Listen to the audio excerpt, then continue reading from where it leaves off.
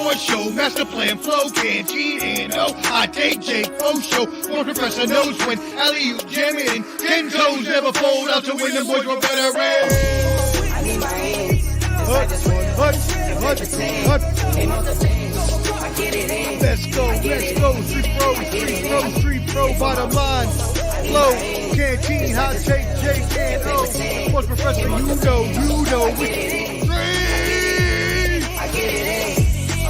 Street professor back again, it's game time. A la playa, no playtime, it's play guy. Cause we ain't talking about practice like AI. Sports professor spit the best takes out like AI. Artfully intelligent, I can't write mine. Rhyme citing your girl's DMs like Messi after the goal time.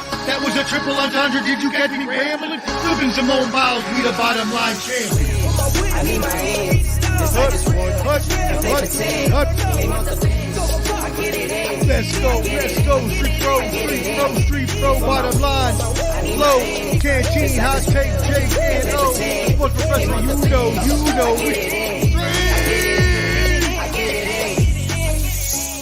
Yo, Street Professor, I'm back, baby, like I never left.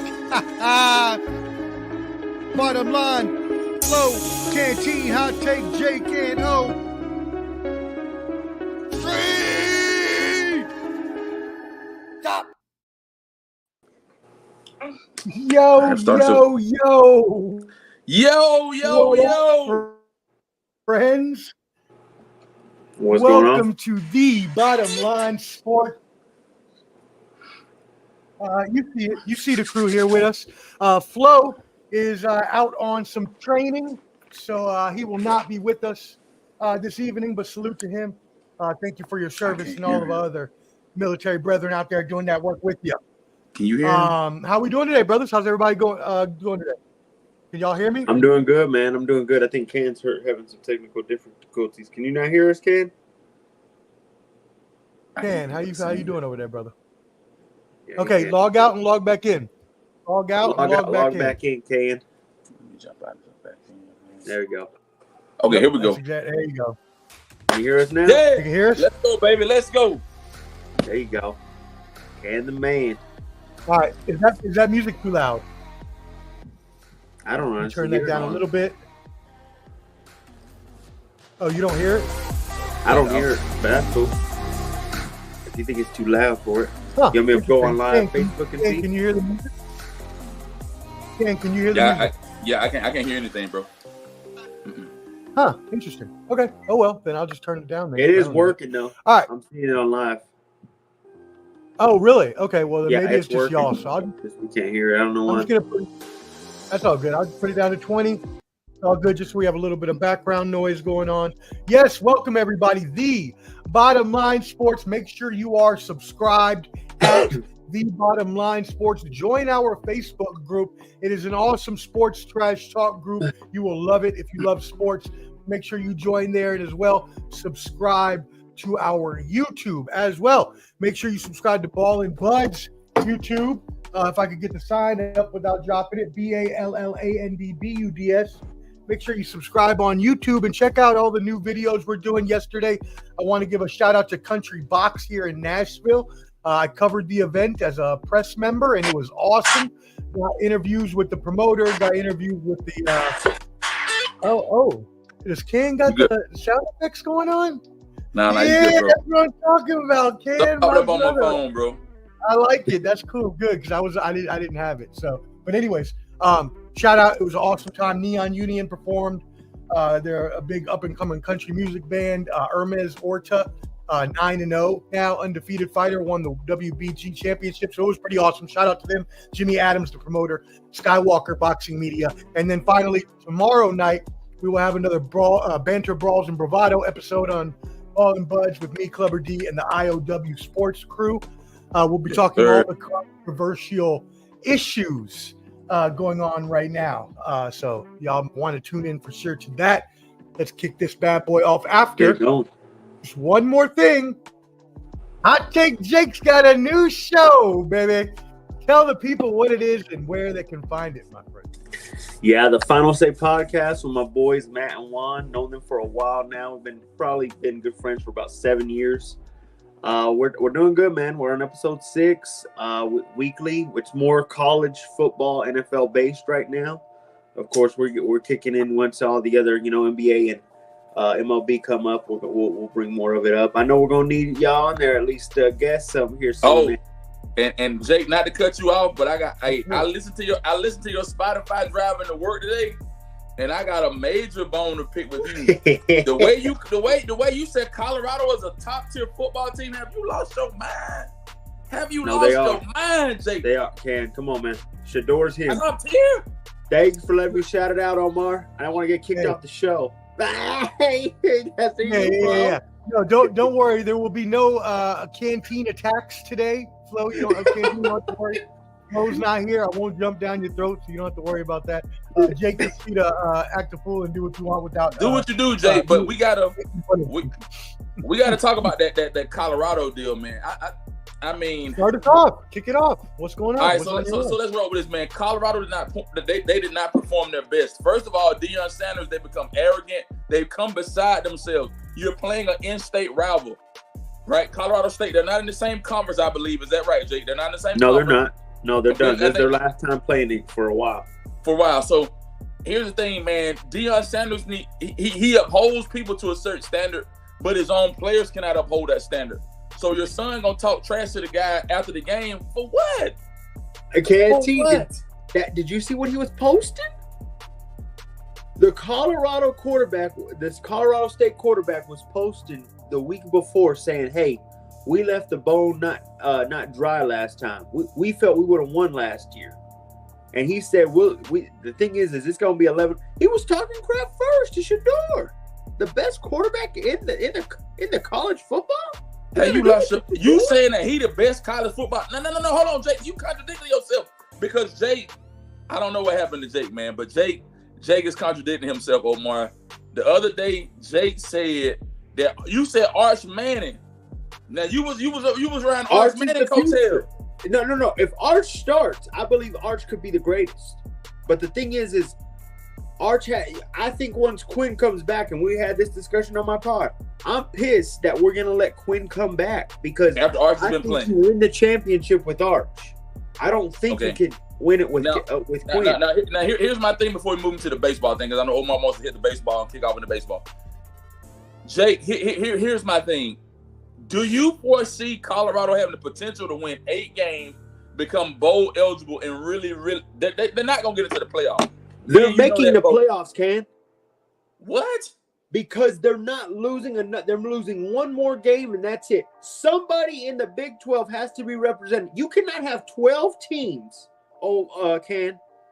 You cannot have 12 teams in the playoffs and not have a Big 12 championship in there. Hey, you know how ignorant you sound right now, sir? There's no way on God's green earth that Colorado sniffs the playoffs. They have Kansas State in 3 games from now. If they beat Kansas State, that's probably the best Big 12. All right, so here's what they got. They should beat Baylor pretty bad. They should. Baylor's not who they once were. They should beat Baylor. They're gonna beat UCF. This is the next. This game here. Their first test is going to be with Kansas State. If they beat Kansas State, they are already locked in for a Big 12 championship. They automatically will be locked in for that because they're not losing to Tech. Stop. I'm sorry. This isn't Texas Tech. They suck. They're not losing to Arizona. If they beat Kansas State, they can show you they can beat Arizona. The last hardest team they have is at the end of the schedule. It's against OSU, and Shador is going to show you why he's the best quarterback prospect since John Elway and Andrew Luck. He will be the number 1 overall pick, and I think he's going to be the great. He's going to change the number. He's going to change everything this next season because he's going to pull it. Now, first of all, he may be the number 1 pick. He may be the number 1 pick. You may be correct about that. But comparing him to John Elway is blasphemous. We haven't even seen him be able to do anything really yet. Colorado's offensive line is still horrible. They don't have really any playmakers other than Travis Hunter. So first of all, he hasn't really shown what he can do. Yes, he has the potential, but he's not going to be a savior. And Colorado's not going anywhere this year. So I don't know why. You don't think that they can hold on. Do you think a Big 12 championship does not take you to the playoffs? I think they don't even win more than 4 games. 4 games. What? Oh, we just called it. Omar, I'm telling you, I'll say 5. I'll give them 5. Yes I'll give or them no? 5. I'd have to look at the schedule exactly because I haven't seen it in a while. Hold on, no more. Just in But it would general, be when no has more the than Big 12 more than 5. when has the Big 12 been a defensive-based conference? It's going to be a pass happy No, you're right. conference like it always has. You're right. That's why I think they have a chance now. They will make the bid. Flo, I don't know. We should be. I'm streaming to your page. We're not on Facebook. I just saw. Yeah, It's on Facebook. It's on Flo's Facebook. I just looked at it. It's on there. Yeah, Flo, share it from your page to Bottom Line Sports Group, and everybody go subscribe at the Bottom Line Sports. All right, cool. Well, I mean, we'll have to agree to disagree on that. Me and Ken, We'll get back to it as the weeks go by. Back around. But right now, I'm gonna have to look at their schedule later. But I'm not budging off of 5 wins right now. That's all I'll say. Crazy. All right, let's move into baseball. Statman Can give us the stats, baby. All right, guys. When we look at the baseball, the season right now, the American League. Right now, we have the American League East. The Yankees are at 88 and 63. I see Jake is getting very, very ecstatic about that stat. But the Orioles are 84 and 67. They're only 4 games behind.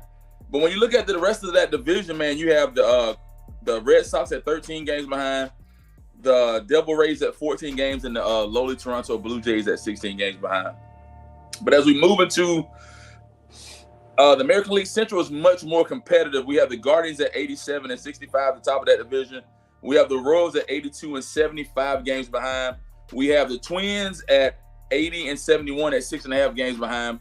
We have the Detroit Tigers at 79 and 73 at 8 games behind. And I will not disclose how many games behind the lowly Chicago White Sox are. We will leave it at that, gentlemen. We will leave it right there. I think go ahead and do it to him.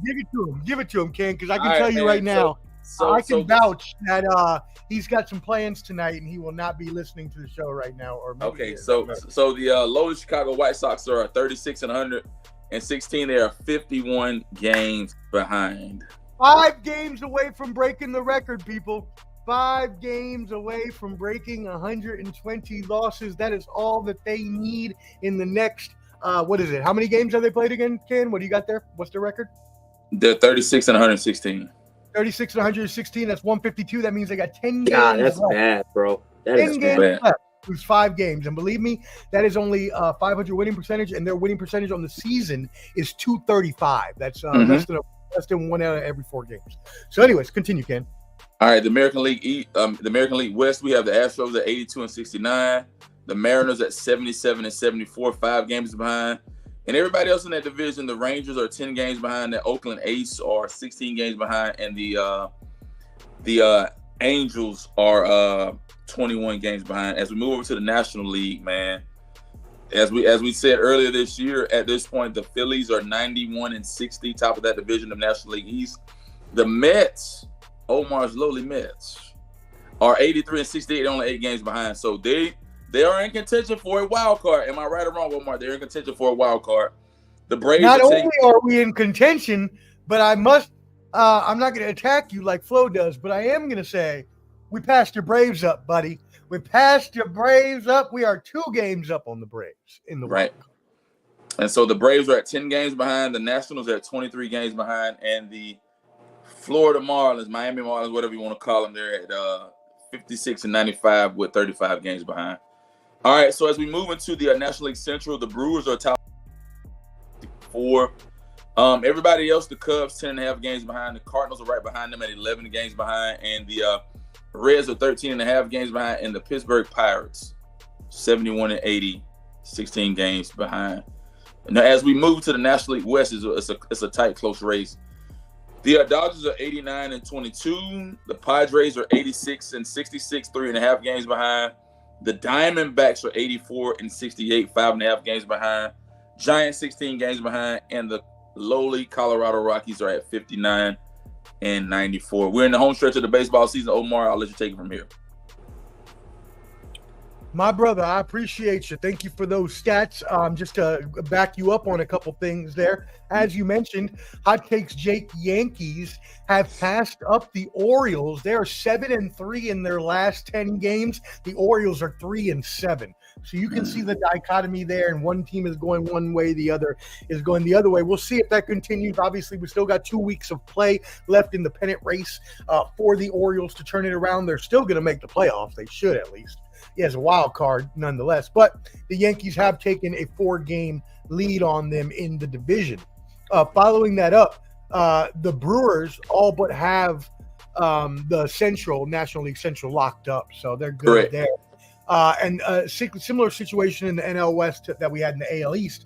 The Dodgers all but have that locked up like the Yankees, but the Padres should still make the wild card, and possibly the Diamondbacks. So you got that there as well. And hopefully my Mets. I'm not going to lie. I hope so. The Astros, what a turnaround. We have to talk about the Astros turnaround. They started the year as one of the worst teams in the league. They were below 500 for most of the first quarter of the season. And now they've made such a run that they are actually up in the division now.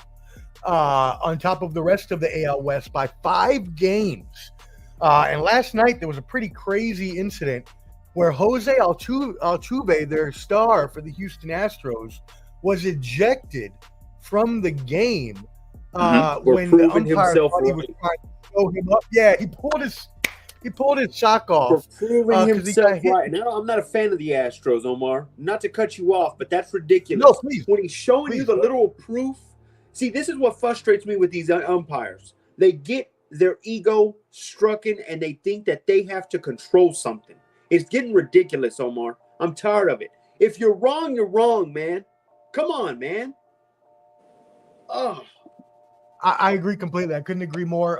The refs need to get over themselves. These umpires, you're not the star of the show. No one paid a ticket to come see you. Do your job. Try not to make mistakes because that's all y'all freaking do. And just handle the game and do your job. Don't worry about other people. Jose Altuve is not trying to show you up. He's just trying to prove that he has a bruise on his foot from where he got hit with the ball that you called a foul ball and cost him almost the game. Now, luckily, they came back to win it in extra innings. But anyways, Ken, do you have any thoughts on that?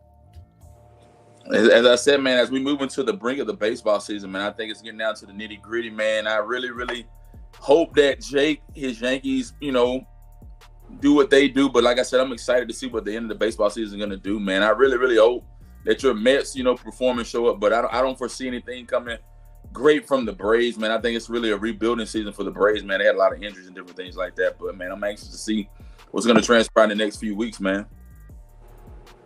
That is, I mean, you hit it on the head. And I'll come right to you, Jake. You hit it on the head that it's the home stretch, and like the Mets have one of the toughest schedules. They actually end up playing the Atlanta in a 3-game series at the end of the season. And so that it'll be a pretty crucial series. But you're right, Atlanta had way too many injuries this year. What's up, Jake? My bad. No, what I'm saying is, I remember you saying it last year, Omar. With the Yankees being hot right now, do they look like the dangerous team coming in? You always say, if you're starting off hot right when the playoffs start, and you saw that they're 7-3 the past 10 games, does it look like a championship is in the rise? And the New York mother trucking Yankees got a chance for the pennant, man. Oh. Yeah, I mean they have a better chance than most people in the league. I mean, in the AL, it's looking like right now. Obviously the top 4 we have there, but with the Yankees, like you said, having momentum, if they can continue this for the next 2 weeks and say go, 20-5 over the last, 3 weeks, then yeah, I would have them as a favorite and definitely a World Series contender. But you never know what happened in 2 weeks. 2 weeks is a long time, and everything flips script, so you never know. All right. We excited. Shout out Elias. Thank you for tuning in. Shout out, bro. Our brother from another here at the bottom line. We appreciate you tuning in. Go Dodgers, he says. Flo says lose, White Sox. Lose. Talking that junk about Clubba D's White Sox. I'm sure he's not going to take too kindly to that. I'll have to ask him his thoughts later. And then finally, Flo caping for the Snakes, the Diamondbacks. So we'll see. They've got momentum too. So they're a team that has this as well. Cool. All right. Well, that is your baseball update. Again, we got 2 weeks left in the season, so it is going to be a whale of a good time. Make sure you tune in and make sure you're watching those games. The hunt for October is coming soon, man. Let's go. It is.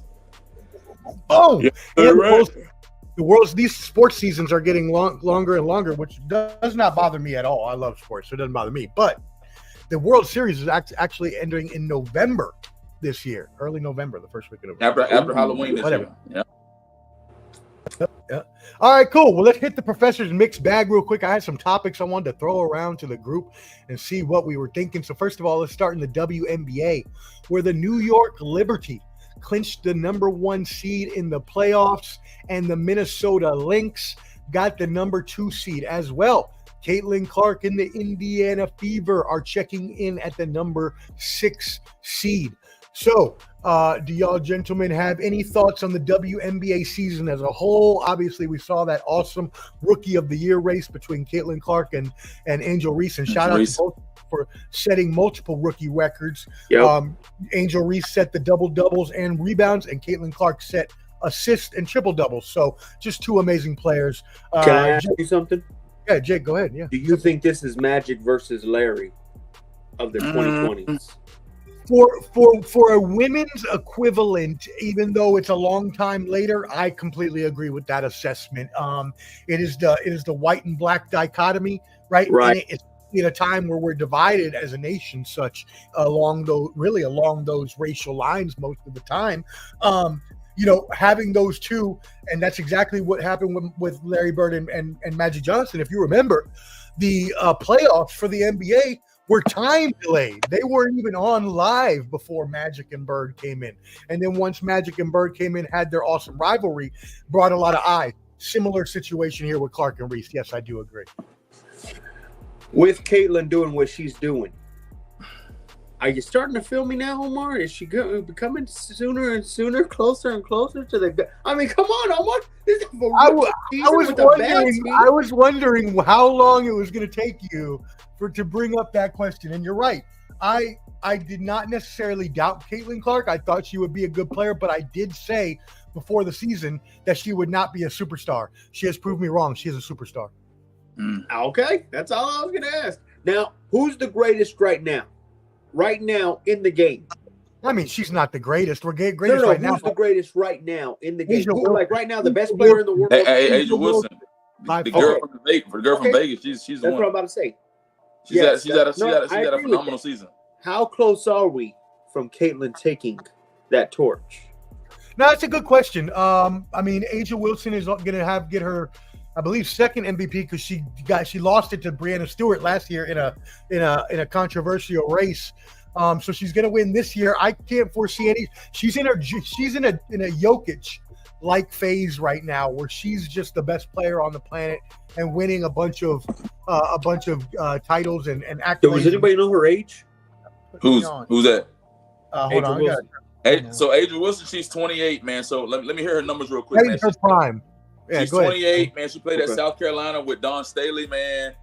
This year she's had at least 26.9 points a game, 11 rebounds, 2.3 assists, and 1.8 steals. So she's had a phenomenal year, man. And like I said, she's young. She has a lot. I think she has longevity. She's talented. She's great at what she does. I think I see nothing else but greatness from her, man. Well, my question is, and I don't know this answer. That's why I want to ask Omar right now. The prime of an NBA career is usually what? Regular between 27 to about 34. They're the best in the world. How long does a woman's prime last? That's what my question to you is, Omar. How long can Wilson's, prime last, and how long has it since it started, in your opinion?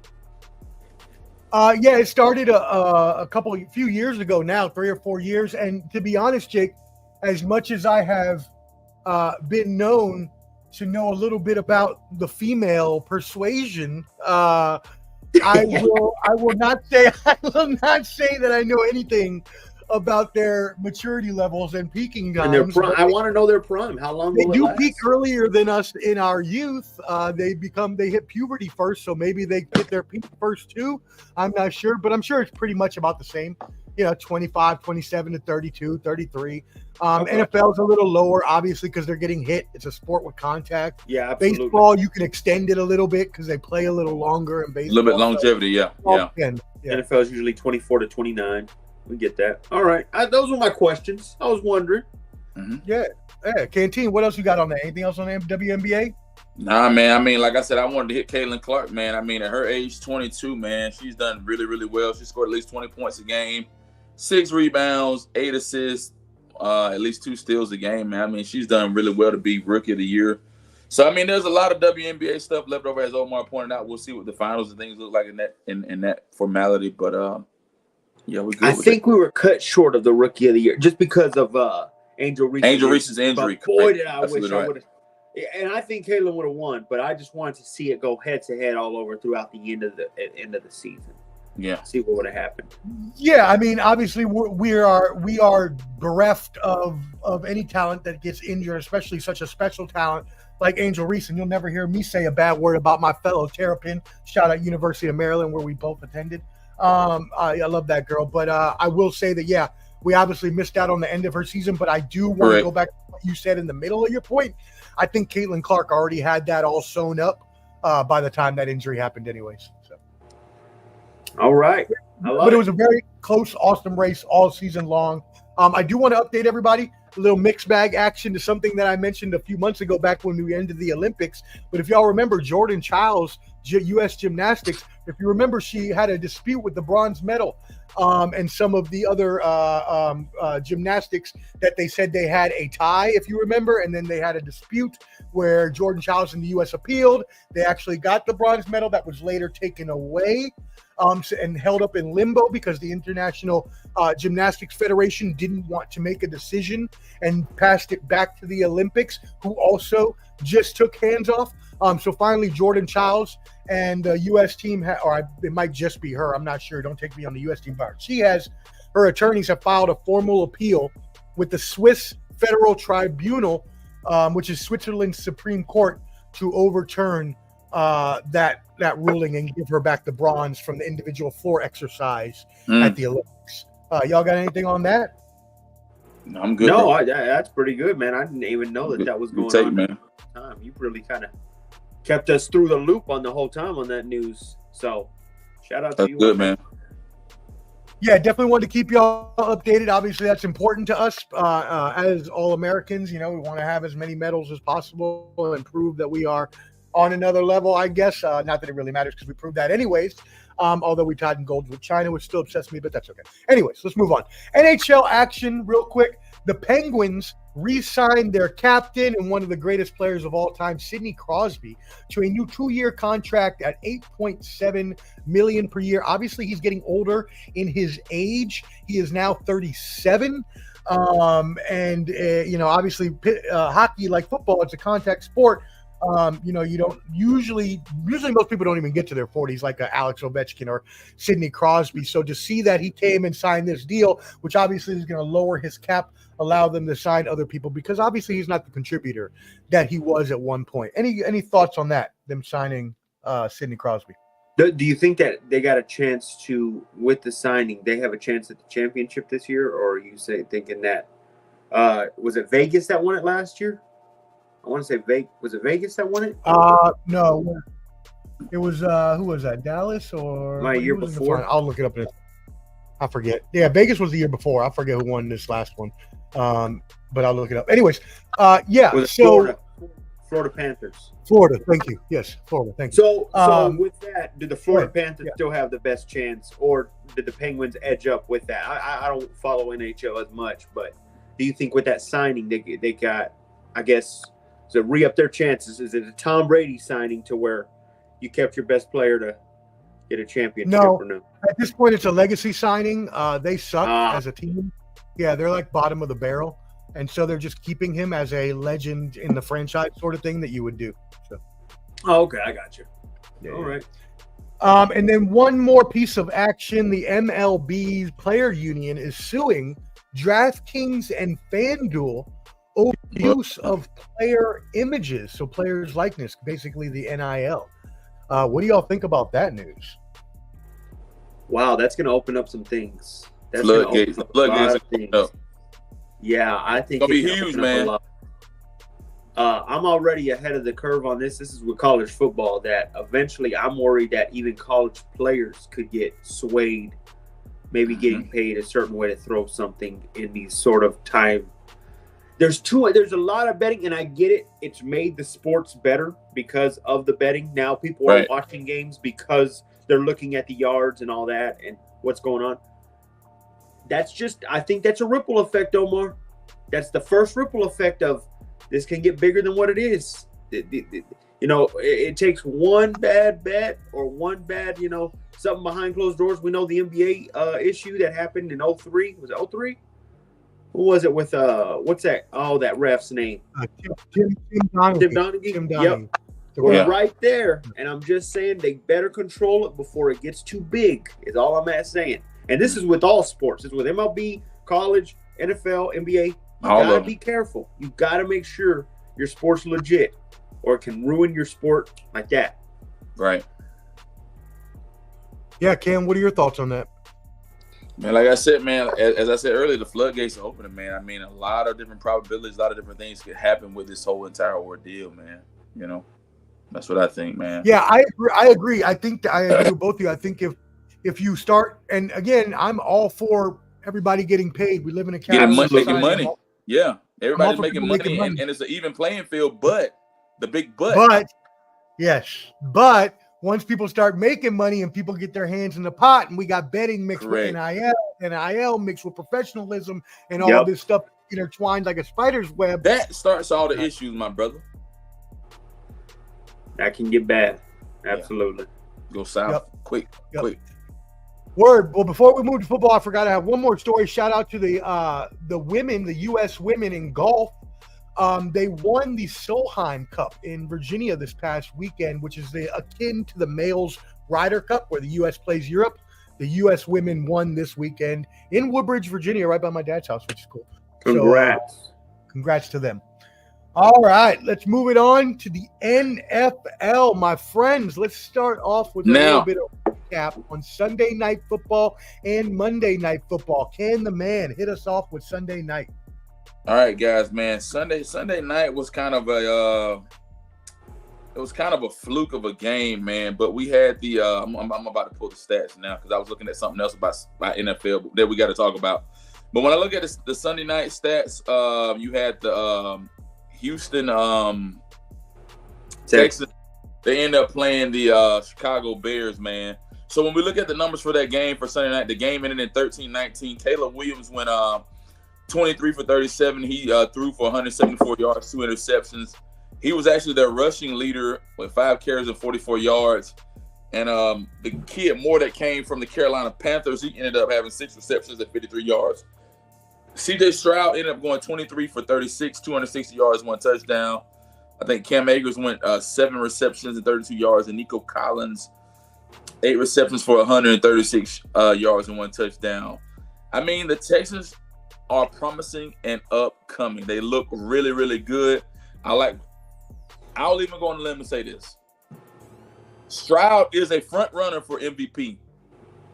They forecasted Stroud as a front runner for the MVP. That's been put out there. I'm not saying that, but I'm just saying what the analysts and what everybody else put out there for. Where did you get that? Where did you get that information from, sir? I'm the question. Where have you been watching? My favorites. First take. That being said, no, I do hear you. If CJ Stroud continues on this ascension that he's on, I don't think he played good that game. Now here's my question for you guys. He didn't play great. With the Bears at 1-1, where does Caleb Williams go at this point? Is Caleb Williams who we thought he was, or what? Well, let me say this. Boy, do I love that Caleb Williams had a bad game. Here's why. Okay. Boy, did Bo Nix get killed earlier that day, Omar. And Caleb Williams, the first overall pick in the draft, had the same exact game. In fact, I would even say worse because at least one of Bo Nix's picks was a Hail Mary to see if he could have a chance. Look, I think they're both dealing with stuff right now. Caleb does not have an offensive coordinator type head coach. He doesn't have an offensive-minded head coach. I think that's hurting him. He does have the weapons, though. I don't want to hear that. His weapons are decent. He has a DJ Moore. He has a Cole Kmet. These are decent weapons. I think Bo Nix has the complete opposite. I think he has an offensive game plan type of coach with Sean Payton. He doesn't have the pieces. And I think the only thing I hurt with Sean, and I try to say it on my pod as well, Sean loves his system more than his players. And I need Sean to understand your system will work magically when you get the players around you. We have a lot of C+, B- wide receivers right now. I think they're both going to deal with this. It's not shocking to me. After week 2, all 3 rookie quarterbacks that have all played, not one of them has a passing touchdown. Neither one of them. That's a crazy. What's the one from Washington?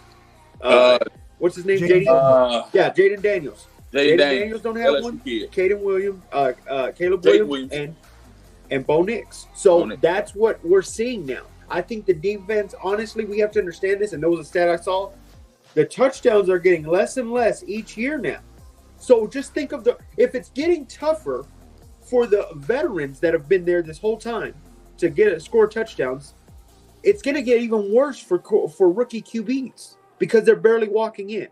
So, Caleb, look, I do agree that I expect y'all to make the playoffs because you're the number 1 overall pick. I heard you were the next best thing. You're Pat Mahomes himself. But I'll give you the break of it's your second game. That's a great Texans defense. We'll see what happens these coming up weeks. Look, as far as the Texans are concerned, I think they're that great heavyweight team that can still lose to bad teams. That game shouldn't have been that close. I think CJ left a lot of meat on the bone. There was opportunity after opportunity. The defense won them that game. That's what I'll say on that. Texans, y'all got to step up because to beat a Pat Mahomes, to beat a Joe Burrow when it comes time, you have to you can't make field goals. You need to score touchdowns. Right. So that's what I'll say on that one. Right. Yeah, I mean, they were definitely saved by their defense and field goal kicker. Shout out Kaimi Fairbairn from Hawaii. Shout out my Ohana out there in Hawaii. Yeah, they were saved, but that's good. That's good that you have a good enough defense and kicker that when your offense is having a down day, that you can still win a game. Because Cantina is right about one thing is that the Houston Texans have the whole season ahead of them, and if they continue on this ascension, especially C.J. Stroud, not only are they a playoff team, they are a Super Bowl contender, and he is an MVP candidate. On the flip side of that, Caleb Williams, you're right. It's just the rookie growing pains. But there's also another issue is Caleb is not showing that he can handle the pressure. There's both of the first 2 games that the defensive coordinators have run a lot of pressures, a lot of quarterback hurries, a lot of blitzing, and Caleb has not shown the ability yet to handle that pressure and make the correct reads on the field. And a reason to that, and I can attest to this being a former Pac-12 fan, is that there was no defense in the Pac-12. So just like in the Big 12, where we talked about earlier that you mentioned. So I think they'll both come around. I know I hate on Bo Nix a lot just because he's your quarterback, but I believe eventually he'll be a decent to fine starter. Well, we can agree Caleb has more upside. I'm just saying it's horrific to see. It's not shocking to me that all 3 rookies are struggling this bad. And then there was a new stat of the whole touchdowns have just dropped down dramatically. In the past 6 years, each first 2 weeks. It's bad. So, I mean, shout out to Texans. We'll see what happens. I mean, they have the Vikings this week. I don't know who the Bears have. Bears got Indianapolis this week. I definitely like the Texans as a team. So I think they're a good young team on the come up. So hopefully I think on paper, would you agree with this? On paper, they have the team to beat the Chiefs. They do have a team you got to have a pass rush to stop Mahomes. They do. And then you got to have somebody on the other side that can score, which that's what I'm saying. CJ, you got to step up, bro. Right. You want to say you're And him in those And they Michael have Park multiple weapons, podcasts? too. Yeah. Yeah. You want to As say you you're him mentioned- in those? Go ahead. No, I was gonna say, as you mentioned, they have multiple weapons, whereas you're right, Denver does not. So That's fun. Oh yeah. I All can't right, wait. cool. Man. That's To what's the up. Raiders. Let's get Monday night started, my friend. Here we Yeah. go. Yeah. Hey. So Your I know Falcons, baby. What happened? I know Flores had a lot of derogatory comments to say about the Falcons or what have you, but he needed the Falcons to win anyway. So I don't know why all the animosity, all the jealousy, all the hatred. He needed the Falcons to win to beat the Eagles. So he coming at me, oh, you wishy-washy. I said, Flo, I've always been a Falcons fan. I'm a die Falcons fan. I support the Dallas Cowboys. Let it be known here on the Bottom Line Sports Show, I am a Falcons fan, Alberto Flores. Scream it. You heard it here first. Say it louder for the people in the back. I Falcons am fan. an Atlanta Falcon fan, Alberto Flores. All right, guys. So when we look at the numbers from Monday night, man, Kirk Cousins went 20 for 29, 241 yards, 2 touchdowns.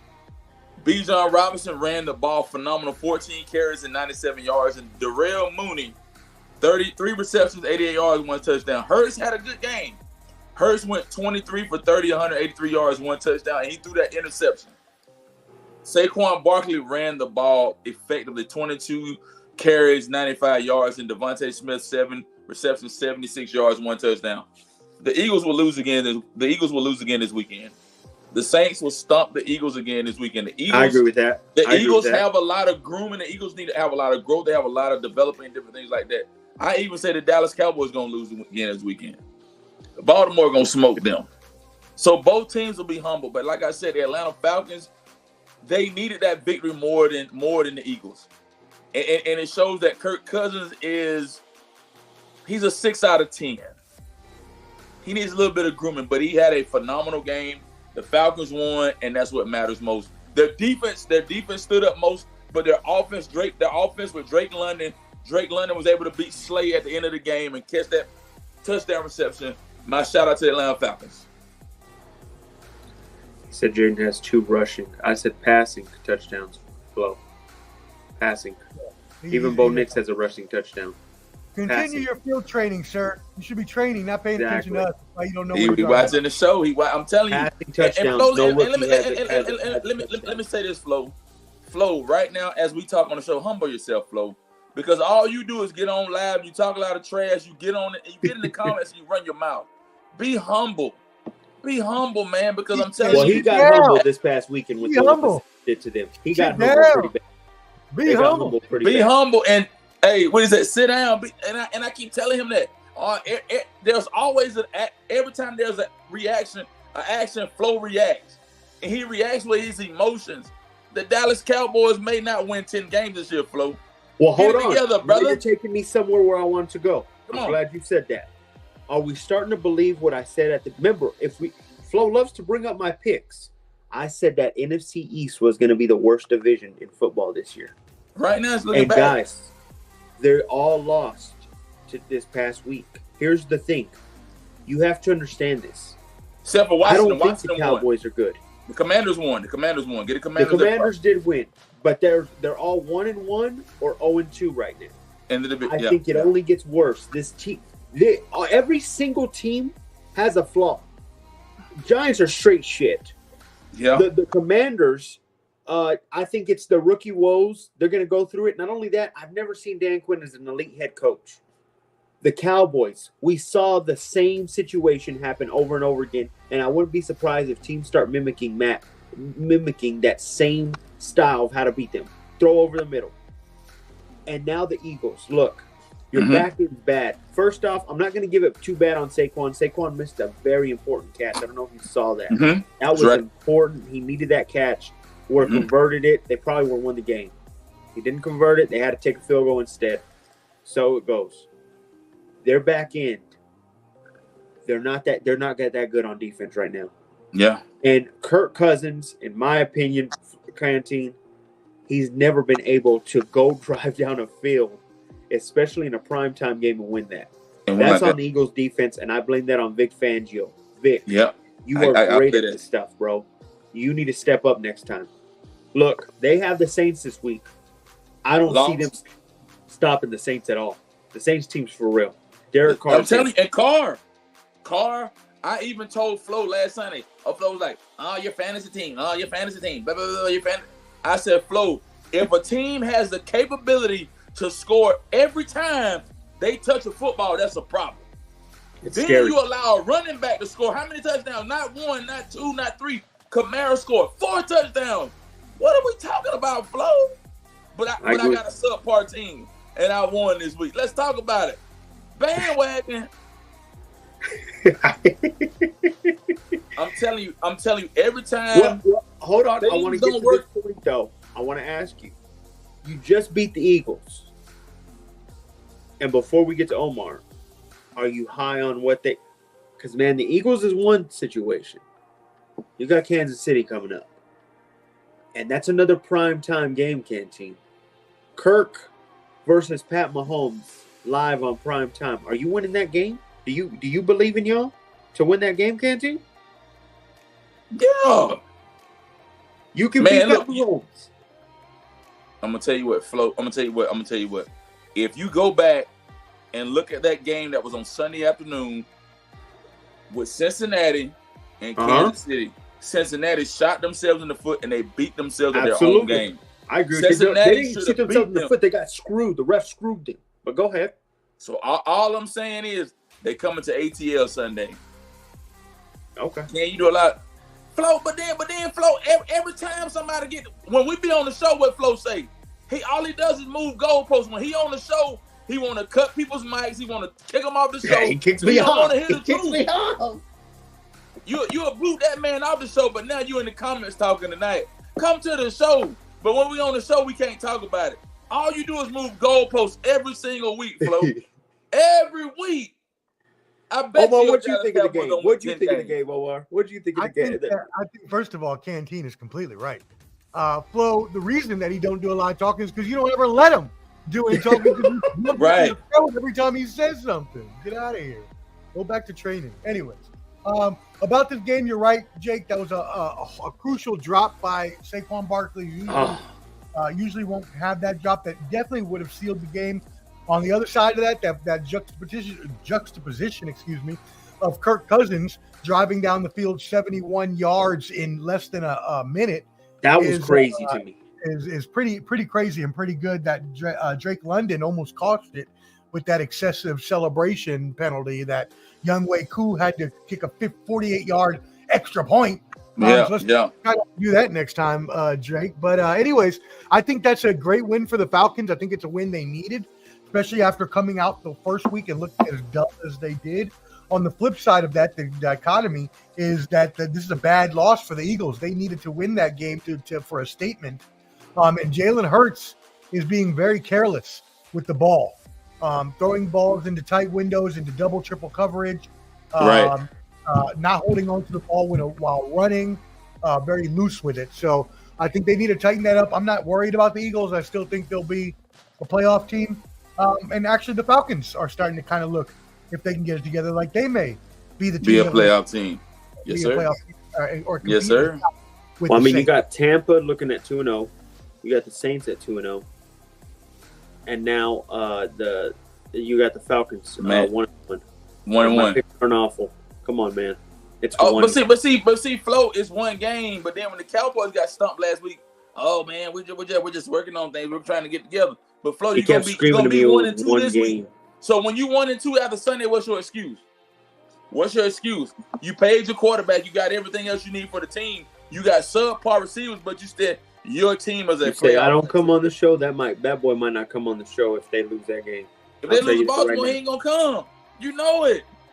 I'll tell you right now, that game, Dak's got to show you that's it. And the Ravens 0-2. That's why I love that the Raiders beat them, because boy, you got two teams that are back against the wall right now. Right. Can't see what happens. All right, awesome. Yeah, no, I agree. We'll see what happens, and I think it's going to be I know it's going to be a good rest of the season. Canteen used to tell me every year we're going 16-0. Man, he was hyping you up because he likes you, Flo, because you're his friend. But you don't be providing the same kind of love that Canteen provides for you. You don't provide that back. So when he's hyping you up, no reciprocation. you put him down. What do you expect? Jeez Louise, man. Anyway, You would have thought he was at training. he don't want it with me. I'm the host right now. Okay, Come to I'll the kick show, you Flo. off. I will Come block on, your 5 comment. minutes. 5 minutes, man. 5 minutes, man. All right, let's move to the NFL games this weekend and do some quick pick'ems, and then we'll move into college football, do a review and pick them there as well. Thursday night, tomorrow night, we'll do some quick hitters. Patriots versus Jets.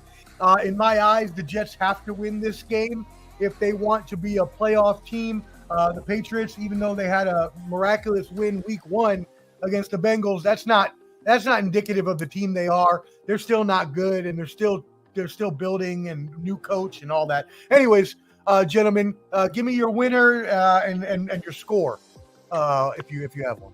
I'm going to go upset. I'm going to go Patriots upset. I think, look, I said it on my other pod. Ow. This is not the same Aaron Rodgers. This is a sitting duck Aaron Rodgers. He's old, man. He looks old. Boy, this is bad, what I've been watching. And that offense is so just stale. It's not. Hey, Nathaniel Hackett, congrats. Congrats on grabbing that idiot. Gosh, we know all about that guy. It's bad. It's bad, dude. And I think the Patriots are playing with more heart. You got to understand, early in the season, bad teams don't know they're bad, and they play better than normal. They're going to upset the Jets, and I think they beat them. I'm going to say 17-10. It's going to be a close one. 17-10 defensive stand. Canteen, what do you think? Hey, man, and I'll caveat on what Jay just said, man. I don't see the same Aaron Rodgers. I think that they have Breece Hall, Jaron Wilson, they have Sauce Gardner. They have all the perfect weapons and everything for the right team for the Jets. But I think Jacoby Brissett is going to have a great game. I think Jacoby Brissett is doing what he's supposed to do. I like Gerard Mayo, and I like. They fought hard. What are you about to say? Jacoby Brissett, whatever it is. Brissett. It sounds like you're saying brisket, so it's like Jacoby Brisket, and I'm like, He's yeah, I want some. Is it Brissett or Brissett?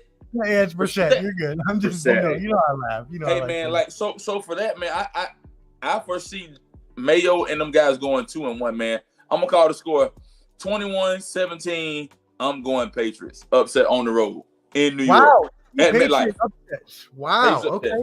Yeah. I am going to agree on one thing. It is going to be a low-scoring defensive battle. That's for damn sure. Yeah. But I'm gonna take the Jets. I'm gonna take the Jets 20-13. Jets. They do lose that game. Is it panic mode in New York? It is. It is. Because you can't beat the Patriots and you go lose a game to them in your own division. That hurts in the long run. But before we close, but Omar, after we pick these predictions, man, there's something that's hot off the press, man. With I mean, you want to go and hit it now? We can hit it now. All right, guys. So they talked about Bryce Young sitting him, but then there's a proposition that's on the table. I don't know if you guys saw this with the NFL.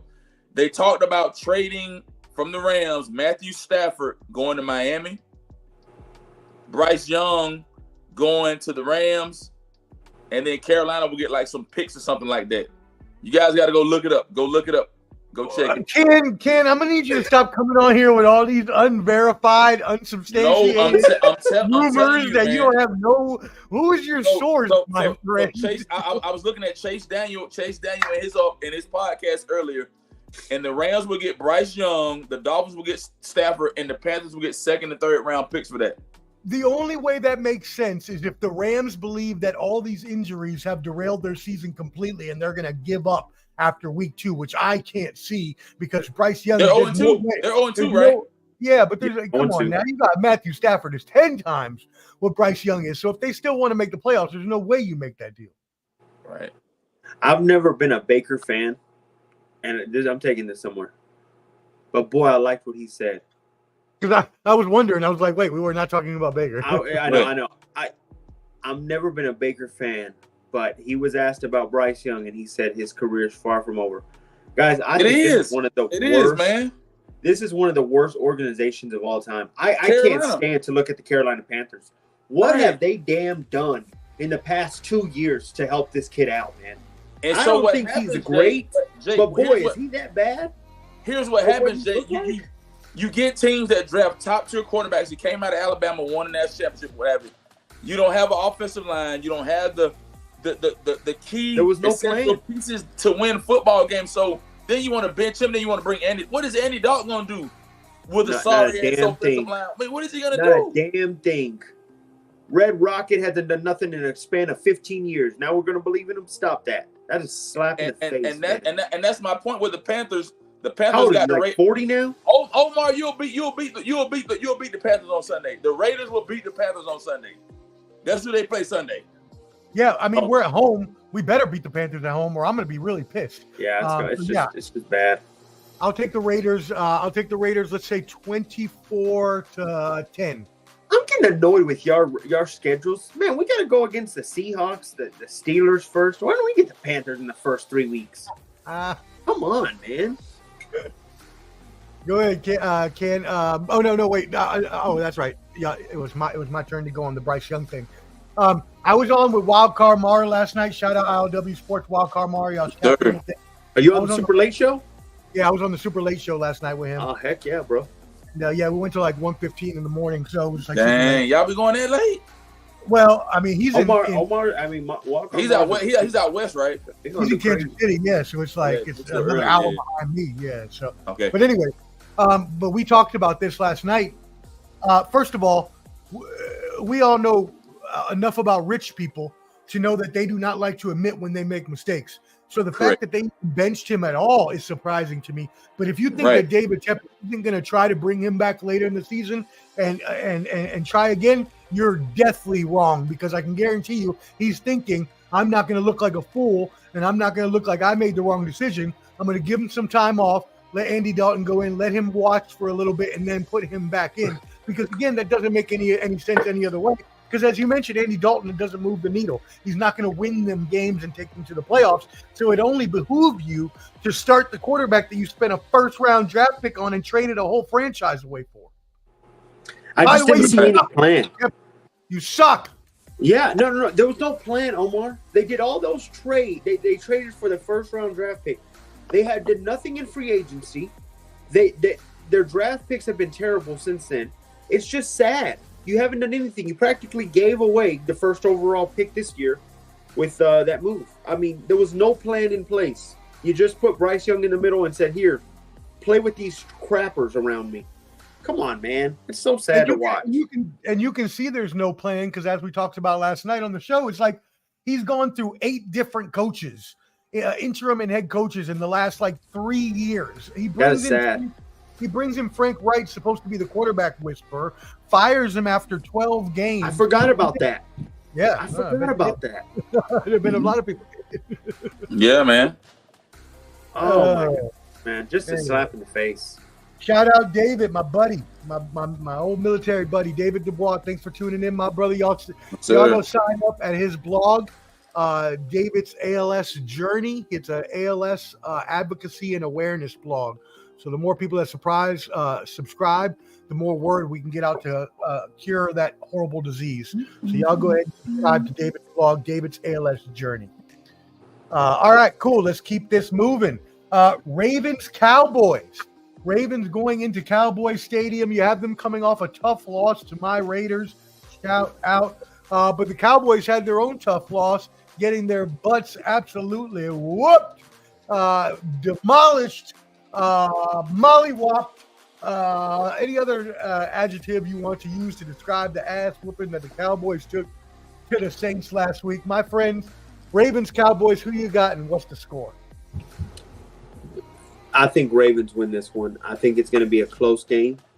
I think both teams are still not ready. I think both teams are still trying to find their identity.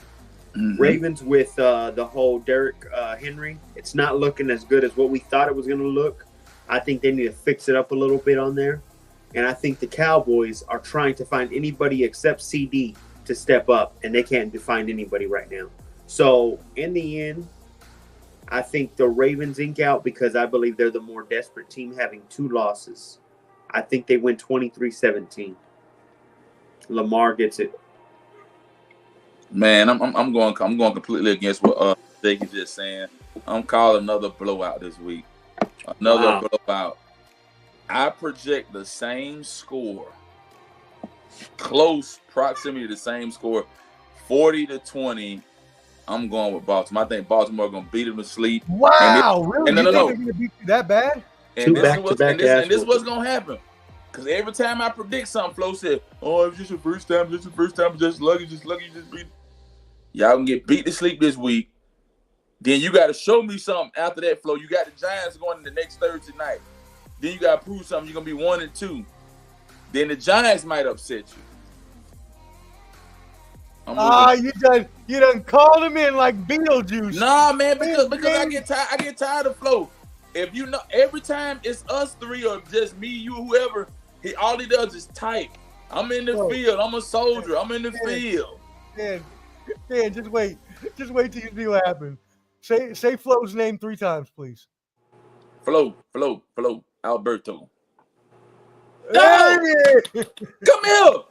Oh, now you want to come in. I'm right here. Hey, bro, I done called you out, man, Flo. I'm telling you, got to stop. Let me say this, man. Just be humble, bro. You not humble. I am humble. What are you talking about? Hey, how many games I picked to beat you last week? How many? How many did you win? How many did you win? You do the math. And then when I win you do Monday the math. night, you can't do your own math. When I win Monday night, you still a hater. What are you talking about? There you go. That's what you talking about. Those two guys up there picked against you. Goalpost. They picked against you. I ain't worried about them. I'm talking about you. They irrelevant. Why are you picking on me? I didn't even pick against you. I said the Falcons could win that game. Okay, go ahead, man. The Falcons could win that game. I'm the only one that was with you. Well, Flo, who you got? Flo, who you got in this game then? Since you came in at the right time, we're talking your Cowboys.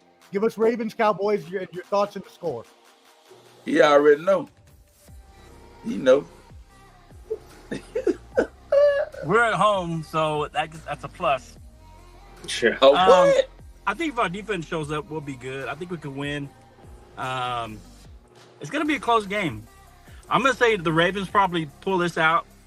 Probably rooting for the Cowboys to beat them and, go to 2-1.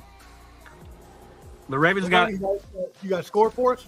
The problem is, I don't think we play Lamar that much. Anytime we play Lamar, all the NFC teams have bad records against him because they're not used to playing with a guy like Lamar. That's a good point. That's a really good point. And so I think he's like 21-2 or something. He's got like a crazy against the NFC because they never see him. They only see him once every couple years, every 3 or 4 years. So that's the only reason that scares me. I think if our defense shows up, we got a shot. I'm gonna go ahead and go Ravens, but I think we keep it close. I'm gonna root for my Cowboys to win, but I'm gonna go 27-24, tight one. No. Wow. Okay. 27-24. Yeah. I ain't saying I'm what was late. your score? Oh, I picked He a said blowout. 40-20 Ravens in a blowout. Blowout. Thank you. We might win now, just because of that. You said that last week. What happened? Y'all got win now. No, because it depends how you do it. If you're doing it just as a like you trying to jinx it on purpose, it won't work. When you actually pick it from right here, then yeah, that's when it works. No, they go to sports analysts coming out of Flo now. He a sports analyst now. That's the spirit talking. I know about the spirit. From the heart. Jake, did you baby. Party? Yeah, I said 23-17 Ravens win. Okay, cool. I'm gonna go the opposite way from everybody. I think that the Cowboys defense finally steps up at home. Oh, whoops. Looks like I lost camera access there for a second. Hold on. Anyways, so Mr. No Cam.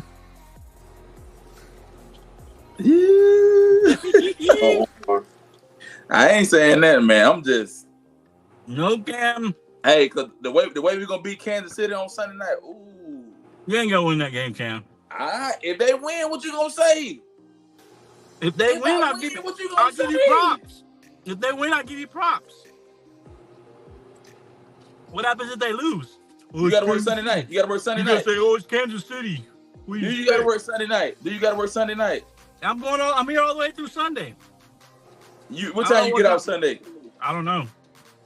Nah, you need to come to the show Sunday. I need to see you. Yeah. You need to be front and center because I'm tired of your mouth. It's Mr. Disappearing Act. All right, I'm back. You know what? Stop it, okay? I was actually messing with. That's what he be doing. That's what Flo be doing, man. I pulled it out. Okay. Anyways, Move the goalposts. As I was mentioning, What are you moving the goalposts? Quit talking. Never mind. I think that the Cowboys defense steps up. I think they finally play well here at home. I do agree with Flo on the one thing. I did not know the record was that bad, but I did know that he had a substantially better record against the NFC. That being said, they still haven't figured out how to run plays downhill that will maximize Derrick Henry's talents. And instead of been having to chuck it down, ducking to Justice Hill. And also the Ravens defense has been very good this year. They lost Mike McDonald to Seahawks, new coach. They lost Patrick Queen, their best defender. They lost Jadeveon Clowney. And it shows. Their defense is not playing well. So I got them on a road game losing to the Cowboys. I'll take the Cowboys 24, Ravens Jake hates that pick. 20. I don't know how Lamar loses that. I just told you. Now, I would say this. Yeah, you just told you how. Now, if Baltimore goes 0-3, they got a big problem. That's what I'm praying. That's what I don't think that's going to happen. Go 0-3. And I'm not going against you. Remember what I told you at the beginning of the year when they lost to Kansas City? I said the team that loses to the team they lost in the playoffs last year usually has a down year. When they come back and play that same team the next year and they lose to them again. I'm going to stick to what I said at the beginning last of the time they season. did that, the Ravens themselves, they went 5-11 last time they did that. I think Ravens got hurt there that season, though. I don't think they're hurt. I'm just saying, it's like you're 11% when you go 0-2 for your Broncos. That's fine. All I'm saying is I've noticed something with that NFC East. They're the NFC least this year, and I'm looking at it right away. I'm seeing the Eagles and Cowboys run that division. Yeah, Flo, don't think I'm going to let that slide that you stole my stat and tried to pass it off as your own. That's Which cool. one? I see what you did there. Which stat? The 5-11. I'm the one that said that on the show 2 shows ago, that they went 5-11 the season that they lost 0-2. Oh, I didn't know that was you. My bad. That's all good. I'm messing with you. All right. We're not going to talk about the Browns and the Giants because it's just 2 sucky teams and I don't want to waste my time. Yeah, listen to smart people. There you go. That's right. Packers versus Titans. Packers coming into the Titans. I don't really want to talk this game either, really. But I know Packers will win. Everybody knows that one. In the Packers, yeah, I agree. Okay, so all around. I'm going to go Titans. Really? Okay, go ahead. I think Malik Willis is going to show his stripes a little bit, and I think the Titans have been in every game. That's just a couple of knucklehead plays by the quarterback. I think they're going to reel him in, and you don't think Malik is using this as a revenge game? I think so. I don't think it'll be a revenge game because Malik Willis isn't that good. They limited what he did. To have a revenge game, you had to have made an impact. He did absolutely nothing here. Right. They didn't give him a chance. Did they give him a fair chance? No, they didn't, but that's life. Sorry. Life ain't fair. Malik Willis is he's gonna make a mistake somewhere. It's gonna has been doing that a lot. It's gonna be the game of which quarterback makes the least mistakes. And I think the Titans will end up doing that. I trust Matt LaFleur than I don't even know the Tennessee head coach. That's what I don't either. But the Tennessee's been in every game. I think they're going to pull one off this time. Tennessee got Mike Vrabel. Tennessee got Vrabel, right? No, he left. They fired him. They got Brian Callahan, the son there you go. of Bill Callahan. Yeah, that's right, Callahan. And they got his dad on the staff, too. Yeah, they got the older Bill Callahan on staff as well, over years coach. Yeah, I agree with you, Flo. That was my pick, the Titans to win. I believe at home, the Titans pull this out in a close one. I don't think Malik Willis is good. I said it last week that he was going to not be well, and I don't think he's going to be well again this week. So I got the Titans in a close one. The quarterback that makes the least knucklehead plays is going to win. Yeah, I'll say Titans 21-17. Okay. Man, that game, Titans will do a win, man. Titans will do a win. They're 0-2. They got something to prove. I'll give the Titans 30-27. They'll win by field goal. Wow. Packers win 31-20. 30. How's he gonna score 31 points? There's no way He'll Malik get would 31. score 31 points. I'm telling you, Matt. Will No Levis way. gives you 2 touchdowns himself. I don't Watch. care. I don't care if it's Bill Walsh. Bring whoever you want back from the grave. Ain't no way Malik Willis is scoring 31 points. You Yeah, don't need It's to gonna when have to Will be the Levis deep- gives you the ball. If they each score time. 31 points, the defense is gonna have to contribute. That's what I'm saying. Will Levis Okay. gives you points all the time. Okay, that's fair. Let's see if they do it. Yeah, I can't see them scoring 31, but we shouldn't Yeah. have spent all this time on that Star game anyways. So we're skipping the Bears and Colts because they suck too, both of them. And we just talked about Caleb Williams earlier. Take the laugh track. So let's move on to the Texans versus Vikings. 2-0 teams. The Vikings surprisingly 2-0. This is in Minnesota, It's the school next to the German base. but Houston is a 2-point favorite It's on the other side. on the road. I believe it's on the other side. Okay, I'm gonna need you. Yeah. To please stop Mute talking. 46.5. I muted him. 46.5 total on the spread there, my friends. Jake, what do you think about there? Or Canteen, what do you think about this? I think after the high that the Vikings just had upsetting the Niners, they're in for a fall down. I think the Texans, especially because the Texans played bad last week as well. Right. I think. Go So ahead. I think the Texans beat them pretty well. I think it's not close. I think it's 27-13. And I'll caveat on what Jay just said. I think the Texans had a decent game, and I think they're going to perform at their best, man. I think we'll be able to see C.J. Stroud do his thing, Nico Collins, Mixon. I think I'll get my score. I'll say 27-10. 27-10, man. I think that Houston will really, really perform. I think this is a humbling week for Minnesota. Go back to the drawing board, bro. All right. That is 27-10. Yeah, sorry, Flo. I had to cut you off because your mic. No worries. Wow. So I agree with you. With both of you, I think that Houston obviously can solidify themselves with this win here. I think they do step it up, even though it is on the road. Minnesota surprisingly has been playing better with Sam Darnold, even though no one thought he would, including myself. But I can't see that lasting either. It's like Cinderella with the glass slipper. It's bound to become a pumpkin at midnight. So I'm going with the Texans over the Vikings. I'm going to say probably, let's go 27-21 Texans. Flo, Texans Vikings. Is this in Minnesota? Yes, sir. That's the only thing I'm looking at. I think they play really good in Minnesota. I think Brian Flores has that defense playing really well. Sam Darnold is revived himself. He does have an expiration date, but I think it's later on in the season. I think that they win this game at home. And if you remember Sam Darnold, when he was with the Panthers back a few years ago, he went like 5-0. And then they started to go downhill from there. I think they lost to the Cowboys and it started to crumble. So I think he can get about 5 games out of him, maybe 6, and then we'll see what happens. But I think they win this game. They surprise. This will be a little bit of an upset. It'll be a close game, though. I think it's something like 24-20. All right, cool. Moving on to the Eagles versus the Saints. It is in New Orleans. New Orleans is a 2.5-point favorite. The spread is 49.5. Obviously, the Eagles need this game in a big way, but the Saints are a powerhouse so far, as has been stated twice on this program by me and Ken. They have not failed to score on any offensive possession, whether that be a touchdown or a field goal, to start the season. So, Santine, what are your thoughts on this game and your score?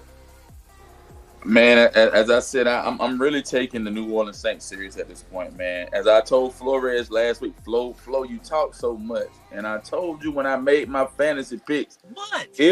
Let me finish, bro. If a team can get the ball every drive and score, that's a problem. If Kamara can score 4 touchdowns on your team, it's a problem. What do you got in defense of that? Nothing. Ain't nothing. We always give up a game like that where you get blown out. Why you just can't take a loss sometime? Why you just can't It's a take a loss? loss, but I'm saying it happens every time. We do it all the time. Now we do it all the time. You got You can't never take the L. Just can't ever take It's the an L. L. Take an I L. didn't say it's an L. I said, but we do it all the time. I told you, man, Flo. He All right, moved Ken, what's your goalposts and he score? very defensive. But What I are you know. talking about? I will say this in Flo's defense. Flo, you need the Saints to win this week, just like you needed my Falcons to whoop the Eagles on Monday night. But you didn't even give me my kudos on that, though. I did give you kudos. Now you want to try to tell I'm the only one that said y'all might win that game. Mike, you didn't say we would. I said I said y'all have a really good chance of winning that game. You just like Omar them. Y'all remember? I said I think there's still some drama between the coach and the QB, and I think it's still there, and it could affect what happens in the game, and you guys can pull it off. All right, so Canteen, give me your score, and then Flo, give me your score. Follow that. 34-17. All right, Flo. New Orleans. New Orleans versus New Orleans. Who did I say? The Eagles. Wow, 34-17 in New Orleans. Well, let me tell you this. Unlike what Jake talked about, they addressed their defensive backfield. They haven't. They've been getting towards too. And I think New Orleans is going to cool off a little bit, but they still have a good game. Is this in Philly? Oh, it's in New Orleans? Oh, man. Yeah, I think Philly needs to put things together. I think it's going to crumble slowly for Philly, I think, as the year goes on. Oh, man. I need New Orleans to win, like you said. I think they kind of slow down I think Philly pulls this one off somehow by a close game, probably 27-24, something like that. I think Philly I'll be rooting for the Saints. I'll tell you that, but I just think the Eagles need to get right. They need to get it straightened out a little bit, and they got enough talent to do that on the offensive side. The defensive side, I don't know. If it turns into a shootout, they're obviously not going to win if this turns into a shootout. So I think New Orleans cool off just enough, and they do more because Jalen started running more this last game, and that's what helped him. I think if he continues to do that, they'll be successful on offense, and they squeak one out by the skin of their teeth, and they get this one. But I won't be sad if the Saints win.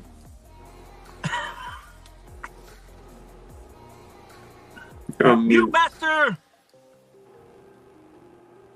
You're on mute, Omar. Well, we can't hear you. Master. There you go. Here's what I'll say while he's fixing his mic. I think I said this on my other pod. I'm gonna say it again, and it was after the Panthers win that they beat the Panthers.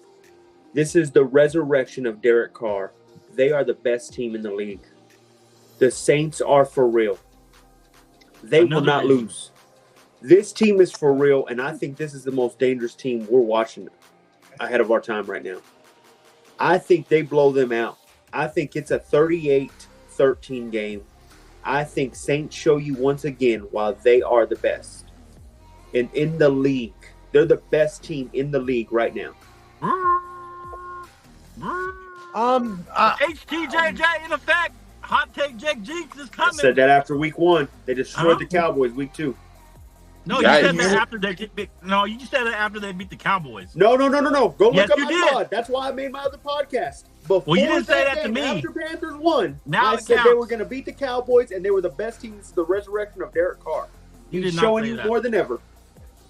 Well, you didn't say it on this show, so it don't count. Oh, it don't count. Get out of here. It don't count. You didn't say that till after the Cowboy game. They were doing the unthinkable. It don't count until you say it on this show. It counts. You don't pick and choose when it counts. It's on live video. No, everybody can see it counts. It counts on because this is the show that it counts on. What you think I'm saying something here and not saying it over there? It doesn't matter when you say it over there. Over here, it matters when you say it here. All I said is Derek Carr did his thing, and he's gonna stay doing it. Okay, and he does it again. Thank you. Keep saying it. Keep saying it. Absolutely. Keep saying it. I got destroyed. Keep saying does it. Believe. HTJJ. The HTJJ. Can you hear me? It didn't work out on Sunday. We'll see. Yeah, I can hear you. I can't wait till y'all go 0-3. All right, cool. GB, thank you for tuning in as always, brother. We appreciate you. He does believe, and we'll get to that game in just a second. I'm going to go here.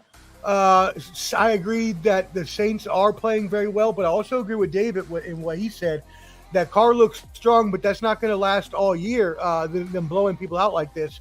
So I do think they win. I do think they win. And, yeah, Flo said it too, so you're right, and Flo. I do think they win, but I think it's a close game. So I'm going to take the Saints and probably a field goal game or something like that. So I'll say 30-24 Saints. Okay. All right. Let's move on to 2-2-0 teams.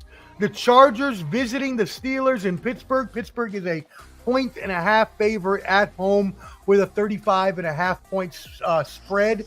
Jake, lead us off here. I got Steelers winning this one. Here's why. I think the Chargers You hate the Steelers. have an offensive depleted team. I think the only reason they're winning is because they've played two bad teams, in my opinion, and they ran the ball over and over and over. I think when you stop the run and you make these wide receivers that nobody knows have to win the game, they're going to do it. And I think they will. The Steelers have an elite defense. As long as Fields stays committed to not turning over the ball, it's their win. And I already heard from Big Ben. I'm not saying he talks for Mike Tomlin, but he kind of gave a good point, and I think he's very close with the organization. Big Ben said, even if Russ is healthy, I'm sticking with Fields. I think he agrees with it. I think he's maybe heard it from Mike. I think they're sticking with Fields until the losses starts happening. I think they win this game, though. I'm going to go, they've been winning defensively. They're going to win defensively again. I'm going to go 17-9. Okay. All right. Canteen. Man, the Steelers are playing great ball, man. I'm kind of surprised at how the Chargers have won and the way that they've won. You know, as Jake said, the run game is what saved them. They don't really have, top-tier receivers. They haven't really played phenomenal, but I am a believer in Mike Tomlin. I'm a believer in the Pittsburgh Steelers. I'm a believer in Justin Fields, and I'm a believer in the entire organization because, as I say, numbers don't lie. Men and women lie, but numbers don't lie. So when you have a coach that's taking a team each and every year that they get above 500 and they win every year, and they may or may not make the playoffs, but the numbers don't lie, man. I got a lot of faith and I have a lot of trust in what Mike Tomlin has established at the organization, man. I'm going to go Steelers 24, and I'm going to go 10 for the Chargers on this game, guys. Yeah, I mean, as an analyst, as a data analyst, lifelong numbers never lie. You're completely right. Flo, what do you got on this? Where is this game? In Pittsburgh. Is it in Pittsburgh? Hinesville, brother. Yeah. I don't know. I think the Steelers are riding on borrowed time with Justin Fields. There's a reason that the Bears got rid of him. I think he's got a lot of athleticism, but he just doesn't. I don't know what it is. He doesn't know how to throw the ball. He throws it late. He waits too long. He can take off and run, but that you can't win a game like that. I think the Chargers, they know how to run. I like the way Dobbins has been running the ball. I like the way Harbaugh has kept Herbert kind of reined him in just a little bit. Only give him, make him make a few big plays, almost like they're doing Josh Allen a little bit. Or just get a big play when you need it. I think the Chargers are for real. I was higher on the Chargers than you guys. I think I have them 10 or 11 wins. I think the Chargers win this game and they continue to push the Chiefs in that division. I don't think they'll win it, but they continue to push them. And the Steelers, they start to think about going back to Russell Wilson as it starts to crumble with Justin Fields. Okay. I can't actually see the Steelers losing this game at home. Right. Obviously, as we talked about with Mike Tomlin, he's just a winner, and he continues to defy all odds and expectations, no matter what hot take Jake may think about him. But I think there's no way they'll crumble. They don't lose. Hey, look at my boy Rob Logan! Shout out my brother Rob. Thank you, man. What's up, Rob? We used to do a show on Let's Talk Sports last year, an AFC West show, which we couldn't let Jake on because he was going to upset the lady we had, I'm sure. So that's why we couldn't invite him on. Yes, he's a Chiefs fan. But anyway, shout out, Rob. Let's get together and do a show again soon, my brother. He has Chargers 17-13. I do not. I'll take He's Pittsburgh. a Chargers fan, right? Yeah, he's a Chargers fan. So, of course, he's going to say that. So I'll take Pittsburgh here in a close game again, a 3-point game. I'll say 19 to actually 2-point game, 19-17, Pittsburgh. Wow. Yeah, that's how they win. Shout out Tony the Savant. Shout out, Tony. What's up, Tony? As always, y'all make sure that you are tapping in with Tony the Savant, IOW Sports, Let's Talk Sports, and all the rest of our family and crews that we stream with. All right. Let's move it on to the next game. It is Hot Take Jake's Broncos. The 0-2. The 0-2 Ponies right into the Buccaneers, into Tampa. 6.5 Tampa favorites with a 39.5 spread. Flo, start us out here with the Buck. Oh, no, he can't. He's gone. Oh, no, there he is. Okay, maybe you can. Flo, start us off with the Buccaneers versus the Broncos. Woo! The Buccaneers versus the Broncos. Well, Sean Payton, as one of the best coaches in NFL history, he has been playing well. And so what else can they do but finally pull off a victory with Bo Nix the fix? And he goes into Tampa Bay and he loses once again, just like he's been losing. Bo Nix is not the fix. Bo Nix gets nixed by the Buccaneers, and the Bake Show comes in there, continues to play well. Bake Show's playing well. The defense is a little hurt, so I'm a little suspect about it, but it's the rookie Bo Nix, so I'm not too worried. I think the Buccaneers win at home in a fairly close one, but they pull away late. I'm going to say something like 23-16. Bo Nix definitely is not the fix. You are correct about that. And he is leading a dog and pony show into Tampa, because that's all Denver has been since 2015 after Peyton Manning decided to bless their franchise for 2 damn years. Should have came to the Raiders. Canteen, go ahead. Hey, Cam. man, so here's what I think, Jake. I mean, I think at this point, man, you guys have your back against the wall. Now, I will say this, man. It's going to be hard to go down to Raymond James Stadium and beat Tampa at Absolutely. home. And the way Baker Mayfield and the way the way the company has really played football this season. You will lose Sunday, Jake, but I want you to just stay humble, Jake. Remain humble. I want you to remain humble, meek and humble. Why you being so nice to Jake? No, Flo, because Flo. Don't worry, Canteen, I got something for you. Flo, it's Come like down on the boy. No, it's like Flo, you go to the arms room. He was coming down on the Falcons. He been coming down on Georgia. No, Flo goes to the arms room. Flo gets an M4, and you go straight to burst. You put the ammunition and you shoot people down. You don't get an opportunity to talk or express themselves or nothing. You just fire the rounds. Now, Jake, you're gonna lose this week. You're gonna get beat. Now, Jake, you're gonna get beat down. You're gonna get beat. I'm gonna go 34-17. Whoa, man. Tampa Bay gonna beat you, Jake. But let me say this, Jake. The Jets are gonna lose on Thursday night, and you'll get your revenge on the Jets and Aaron Rodgers the following week. I love where you're going, and that's where I'm going now. Yes, sir. Guys, when Sean Payton started this job, he said, I told Flo. He did one curse that I think he's going to right the wrong. Right. You're right.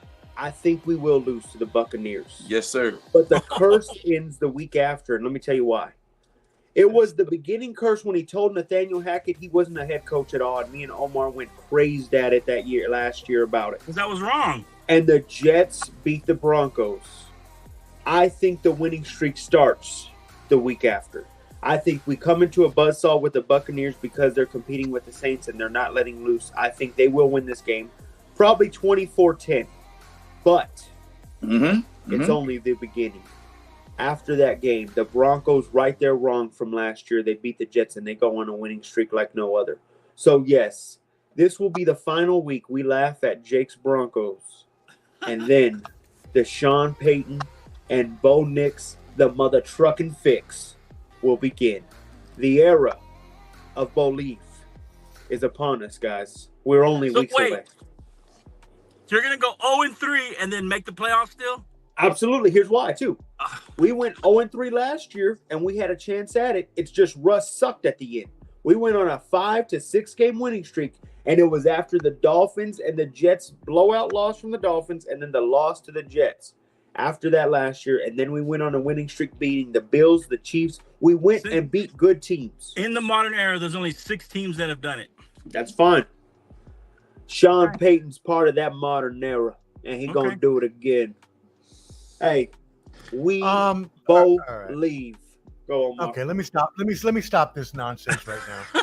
This is just Help us out, absolutely Omar. ridiculous. First of all, I am shocked. I am in awe. I am astonished that Hot Take Jake actually picked the Broncos to lose. What? To Did lose this week. happen No, live he's doing on the air? reverse jinx. He wants to do a And not reverse only jinx. that, No they're getting reverse their jinx at all, butts 'cause we win next week. whooped. Okay. All right. No, I agree with you. They are going to get their butts whooped. Tampa Bay 27, Denver Broncos 12. Just because I want to pick a weird number. Get out of here, hater. I'm such a hater. Okay. 11. All Pick right. 11. I should pick 11. I should pick something really stupid. Anyways, let's move it on. Dolphins, Seahawks. Dolphins 1-1. They lost Tua. Seahawks 2-0. This is in Seattle. Seahawks are 4-point favorites with a 41.5 spread. Let's go ahead and kick it off with Jake here, my friend. Dolphins, Seahawks. I think Hawks win this one, and I don't even think it's close. I think the Dolphins are in downfall now. I think Tua was their last chance, and I know Tua wanted to return. I'm so glad the Dolphins took it out of his hands and put him on IR right away. So let it slow down. Go see a neurologist. Find out what you need to do, buddy. But slow him down a little bit. Don't let him rush in. He's on IR for the next 4 weeks for sure. They put him For on sure? IR. They already put him on IR? They put him on IR today. I mean, Okay. So he will be gone for 4 weeks for sure. Yeah. Did they sign anybody, Omar? Huntley. And that's what Huntley? we talked. And I Flo, think they have Huntley. and Flo, that's what we talked about earlier. We talked about. I said there was a proposition that Chase Daniel had put on the table. Yo, Chase Daniel said, stop this. Yo, my God. Here he comes again with that. Listen, man, I'm telling you, to me, it makes sense. It makes Hell, it would make sense. I would go get Matthew. I mean, and this is just Canteen talking. That if Stafford ended up going to Miami, Bryce Young going to the Rams, and then the Panthers get the second and third round picks. This is just me, but I'm saying Chase Daniel put it on the table. Yeah, but From a dude, podcast. again, what does it do? What does it do for the Rams? It does absolutely nothing for the Rams unless they're giving up on their season. I continue to tell you this. I don't know. Anyways, all right. What do we say? 2 picks over under for Bo.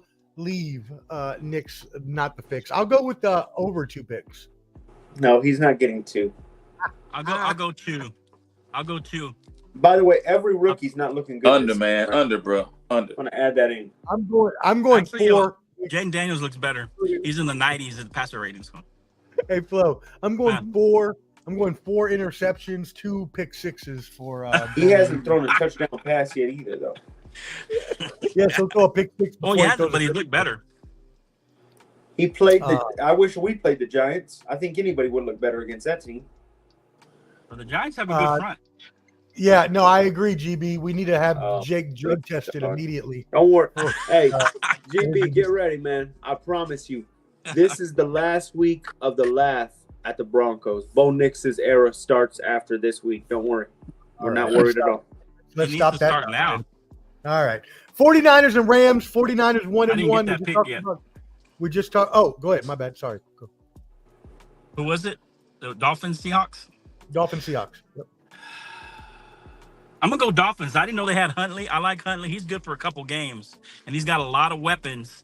I think they end up pulling off against the Seahawks, give them their first, their first loss. Geno, to me, always has an expiration date. At some point, he stumbles during the year and doesn't look as good. He's been playing solid the last couple years, but he's always has those games that you kind of make you scratch your head. This will be one of them, and I think the Dolphins pull one off in an upset. I'm gonna go 23-20. He'll be close. Wow. Okay. Wow. The upset with Skylar Thompson at QB in for Tua. That's Huntley. I thought it was Huntley. Oh, is it Huntley? Oh, I don't know. Yeah. Skylar Thompson. I didn't hear the news. Okay, Huntley. Okay. Either way, Tyler Huntley or Skylar Thompson, whichever one it is. If it's Skylar, It's not gonna make a difference. I'm out. Hey, if it's Skylar, I'm out. Yeah, it's not going to make it. It doesn't make a difference to me either way. They're playing in Seattle with the 12th man, and yeah, as you mentioned, you said Geno Smith has an expiration date. You continue to say that, but it usually doesn't happen to the end of the year.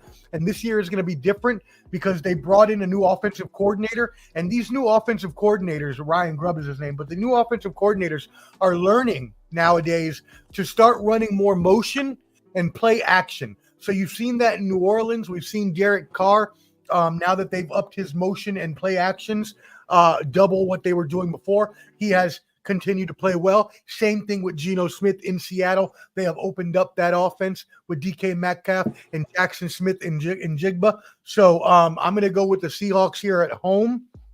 And I'm going to say Seahawks 23, Dolphins 14. And actually, I think 14 may be a bit too high for either one of those quarterbacks, but we'll see. All right, 2 more games here on the slate. 2 more afternoon games. 49ers Rams, 1-1 49ers visiting the 0-2 Rams. 49ers are a touchdown favorite here with a 44.5 implied spread. Flo, start us off. What do you think about 49ers visiting the Rams? I think if the Rams were healthy, I would take the Rams. Even though the 49ers are missing McCaffrey and Debo, the Rams are missing a couple offensive linemen. They don't have that. What's the wide receiver's name from last year? Cooper and Puka. They're missing both. Yeah, they're missing Puka. Yeah. And even Stafford's a little banged up already because of the offensive line. I think they're going to struggle. They're at home. That's the only thing I give them a chance. It'll probably be a close game because I think Purdy's going to struggle without his 2 weapons. Two of his best weapons. I think he's going to struggle a little bit. So it'll be a close game, kind of an ugly game. It'll probably be 20-17, something like that. 49ers pull it out. Man, for me, man, I think this is a division rival. For me, a division rival, man. Both teams are like broken up at this point, man. They're playing the Rams. I'm gonna get the Rams the benefit of the doubt, man. I think the Rams are hungry. They're desperate at this point, and if the Rams do not win, then it's gonna say a lot about Matt Stafford and company. Because, like I said, you don't have Puka Nacua, you don't have Cooper Kupp. I mean, you got a lot of injuries. You got. There's a lot going on, and then you don't have Aaron Donald, which is like the anchor of your defense. So at this point, man, I'll say the Rams will win 17. The Rams will win 20-17. It'll be a low scoring, low threat type of game. I'm going 17-20. I'm going to take the Rams at home. I'm going to go 49ers win this, and I don't even think it's close. They're playing with backups like no other. I think it's 31-10. The Rams don't even have a chance right now. They have no offensive weapons that are scary at all. It's going to be dangerous. 49ers also. Yeah, I agree with you. Go ahead, Omar. You're good. Yeah, I agree with you. No, you're good. I agree with you. It's way too many injuries for the Rams. There's no way you can go without your 2 starting receivers and, any semblance of a running game. Defense is struggling. Like KM mentioned, no Aaron Donald, which has really hurt them, as I said it would before the season. I'm with you. This is the 49ers. They've been lackluster this year, but I feel this is the game they step up. It's close to home. They don't have to travel far to get to LA. LA is just too banged up. I got 49ers 20. This will probably be a 24-14 game, somewhere around there. All right, last game of the afternoon. Lions versus the Cardinals. 1-1 Lions visiting the 1-1 Arizona Cardinals. The Lions are a road favorite by 3 points with a 51.5 implied spread. Let's go ahead and start it off with Jake and Ken and Flo. I'm going to finish this out, dude. I think the Cardinals are a little scary. And like I've been saying, teams that are supposed to be bad play well right now. I think the Cards upset the Lions right now. If this game was played any time after Week 10, I think it's different. But I think Kyler's on a high. Call of Duty hasn't came out till November. Marvin Harrison's looking good. I'll tell you this right now. We needed a laugh track for that. 28-17. Kyler shows up and shows out. Let's go. Cardinals win. Hey, I'm going completely against what Jake has just orchestrated, man. I like Goff. I like David Montgomery. St. Brown at receiver. I think it's going to be a shooting match, man. I'm going to go 34-10. Lions will beat them to sleep. Believe it. The Cardinals been playing well. Kyler's been playing well. The defense is okay. It's better than I thought. And I think the Lions, Goff has been struggling this year in the first 2 games. He hasn't looked great. He does have weapons, but he's been struggling. I'm going to go with the Cardinals at home. I'm gonna say 34-20.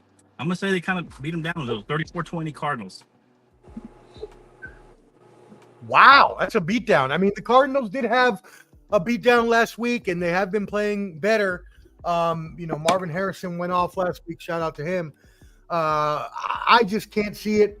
I think the Lions are clearly the better team. I think they have started off very slow. You're right. Goff is not playing up to his the stature of last year, at least.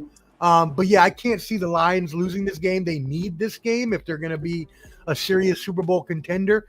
So I'll take the Lions by 4. Let's say 28-24 Lions. Close. Awesome. Yep. All right. Let's move into some college football before we get out of here. So let's go through a couple of the major games from last week. So I'm just going to run through a couple. If anyone has any thoughts, obviously we'll start out with Canteen. Your Georgia Bulldogs, the number 1 team in the country, may not be after this week, though, after they barely eked out Kentucky by 1 point. What the hell is a 13-12 score? It's like baseball. The Kentucky uniforms, absolutely immaculate. Looked like a little bit of a Detroit Lions. It was really cool looking. Anyways, Canteen, we'll start with you. What are your thoughts on your team performing so well? Man, so with that 13-12 game, man, let's look at the numbers, man. Carson Beck went 15 for 24, 160 yards. Etienne went 19 carries, 79 yards, and Lovett went 6 receptions, 89 yards. I will say this right here. I'm glad we got humbled. I'm glad Georgia got humbled early on. I'm glad we got humbled. It's okay, we won, and I'm okay with Arch Manning and Texas being number 1. Hell, who they played? University of Tennessee, San Antonio. Who the hell did they play, Jake? I'm asking you because you made it a point, and I think he's a great player. But I'm okay with that.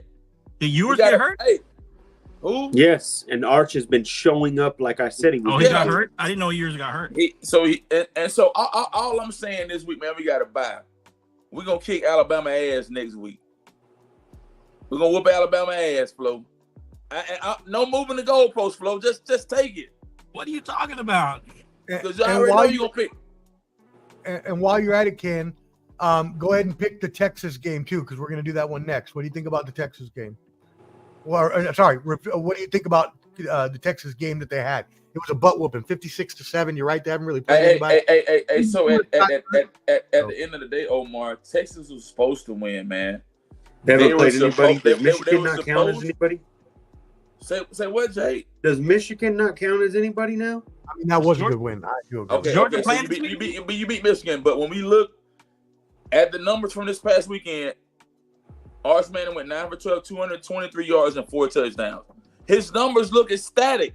I will give him his props. But you played a UTSA. It was a good tune-up game. Talk to me on October 19th when you play Georgia. Then we can talk about it. It's going to be your worst day ever, Ken. You're crazy. That is going to be a huge game. All right, y'all. Before we get to Hot Take Jake and his thoughts, Flo, what are your thoughts on the Georgia game and the Texas game? Who's Georgia playing? No, who they played this weekend. They beat Kentucky 13-12. They beat Kentucky by 1. Oh, we're talking about the game. Okay. Yeah, I was surprised. I didn't get to watch a lot of it. I don't know. It's not good. Maybe you're right, Canteen. Maybe they need to get humble. Beck didn't look too good. He only had 160 yards, no touchdowns. Man, I just think maybe you're right. Maybe it does open their eyes a little bit, but who knows? We'll see how they do. The defense, it's slowly been going down every year from that big defense y'all had a couple of years ago. That was just, you couldn't do nothing against them. I mean, they were just awesome. One of the best defenses ever probably in college football. But every year you get a little, not quite as good. And I think it's may bite you this year, but we'll see what happens. Maybe this is a wake-up call for the Georgia Bulldogs. Okay. And what do you think about Texas and Arch Manning coming in to replace the injured Quinn Ewers, who has a sternum injury and could be out for a couple weeks with that oblique? What do you think? I think Ewers may not get his job back if he ends up being able to come back. Arch Manning. I mean, if he keeps playing well, I think this could be he loses his job. I don't know if is yours a senior? Yes. Well, he's not a Oh senior, man, but he'll maybe he gets definitely it be. back. Maybe he gets it back because he's a senior since last year. I don't know, but if No. it depends on how well. If he continues to play well, he may not get his job back. Well, he's a junior, just to clarify, but he's going to the NFL either way. Yeah, he's probably going to the NFL. But that's what I'm saying. It'll hurt his stock if if he's not able to come back and play. All right, so Jake, what are your thoughts on all of that? This is your team, and any thoughts on Georgia as well? Georgia is looking very bad. I think that it's only a matter of time till they lose. I wouldn't be surprised if Alabama upsets them here soon. The bad thing is, and I love this, is Texas does have a back-to-back games in October. We got to play the Red River rivalry against Oklahoma, and then we have Georgia the week after. So if they do win both games, because I do believe we would lose to one of those games, but if they win both those games, you might as well give us the natty. Because if we win both those games, there ain't nobody stopping us. This Texas team is showing you why we didn't give a crap of coming to the SEC. This is the best team in the nation right now. They will disappoint, and Arch as now always. In there is dangerous. Arch in there is more dangerous than ever. This guy is Tim Tebow with faster speed and a better throwing arm. So he could be going down as the greatest college quarterback of all time. Oh my gosh. Calm down. Okay. Jeez Louise, man. What are you doing? You don't need to say that. That doesn't even... No. If you give Tim Tebow and look up what he's done, Arch does the same thing. Look, dude, he could be the greatest ever, maybe, but it doesn't matter because he's not even going to play long enough to be the greatest ever. You'd have to play 4 years to match up with legendary superstars that have played in college in the past. He's only going to get at one, least maybe 3. He's got to play at least 3. Yeah, you got to have titles and all that. So, anyways, he's going to get 2. So, what do you think about this, Jake? Let me propose this question to you. Quinn Ewers sits for a couple weeks. Does Does Arch Manning go back to the bench, and does Quinn Ewers get his job? If you want to win the chip, Steve Sarkisian, you keep him in. You keep him. Sarkisian. You keep him in. Right. Know your coach's name. Now, I do want to say, Quinn has failed us before. Arch will not fail you. I'm telling you, watch that game. Well, I agree with Jake. I think they should keep him in there no matter what. But it's Quinn Ewers' senior year. If he's healthy, I think they let him get completely healthy if Arch is playing well. But I think they'll let him back because it's his last year, man. I mean, they're not going to do that to him. This is a take, but I'm going to stick with this. This is the best Manning we've ever seen. I'm calling it now. God. okay. I'm telling you right now, God. this is the best Manning we've ever seen, hands down. Just Dude, jinxed him. Just don't need to make those proclamations. I don't understand. You don't need to do that right now. Let's I'm being honest, bro. Please. Bro, nobody ran. That's the problem way when he's honest. Eli and Peyton never ran like that, and his arm is way better than both of theirs were. I would give Eli maybe had a better arm, and Peyton, of course, was a mastermind with behind the line of scrimmage. But I'm taking Peyton and his intelligence all day over any of those other things. I think Arch outshows you. Arch is coming down as one of the greatest of all time. We'll see it. All right. Well, let's move it along. I wanted to bring up this one team, Like Bo Nix to fix. for one reason in particular. Shout out to the Tennessee Volunteers down in Knoxville who knocked out. Not that they played a good team, Kent State. They knocked them out 71-0. But more why I mentioned this is the news came out today that Tennessee AD Danny White has decided that they will implement a 10% talent fee on every ticket sold to the fans and the people that they're going to pay the game. players more. Yes, so they can pay the players exactly. Oh, so it's a transparent $10% fee on all tickets that will then go to help them pay for NIL. So it'll be distributed evenly among all the players, or? No, it'll go to the fund and they'll give it to whoever they feel like. You know that. Yeah. Oh, okay. I'm just saying. I think if they distribute it evenly, because some of those guys don't get some of that money. I'm not saying it's fair. I'm saying how it goes. I don't like it. If it's not distributed evenly, I don't like it. Okay. Yeah. Well, what do you think, Jake? I like it. I think if they're you don't distribute it evenly, you distribute it to the best players, in my opinion. But you're going to get that anyway with NIL. Well, I'm saying right Not if now, you're competing with all the other schools. They say right now it takes $20 million to fill a top 20 college football team. Top 20 yeah, if that's a smart move by Tennessee. And not only that, if you want to compete, especially in the SEC, you do that. Is it SEC or ACC? No, they're in the. Who are we talking about? SEC. Tennessee's SEC. SEC. Sorry, Yeah, SEC, right? Yeah. Um, So, I think that, and Cam, we're going to come to you to end it off. I think that it is a good idea. I heard someone make the argument earlier on ESPN that if you are a true fan and you are a true, super fan of these colleges and it's your alumni, you're not going to mind paying the extra little bit to pay for those players and get the players that your team can actually win with. And that's what they're doing by paying Nico Iamaleava $8 million a year to be the quarterback starting at Tennessee. Yeah. Canteen, what do you think?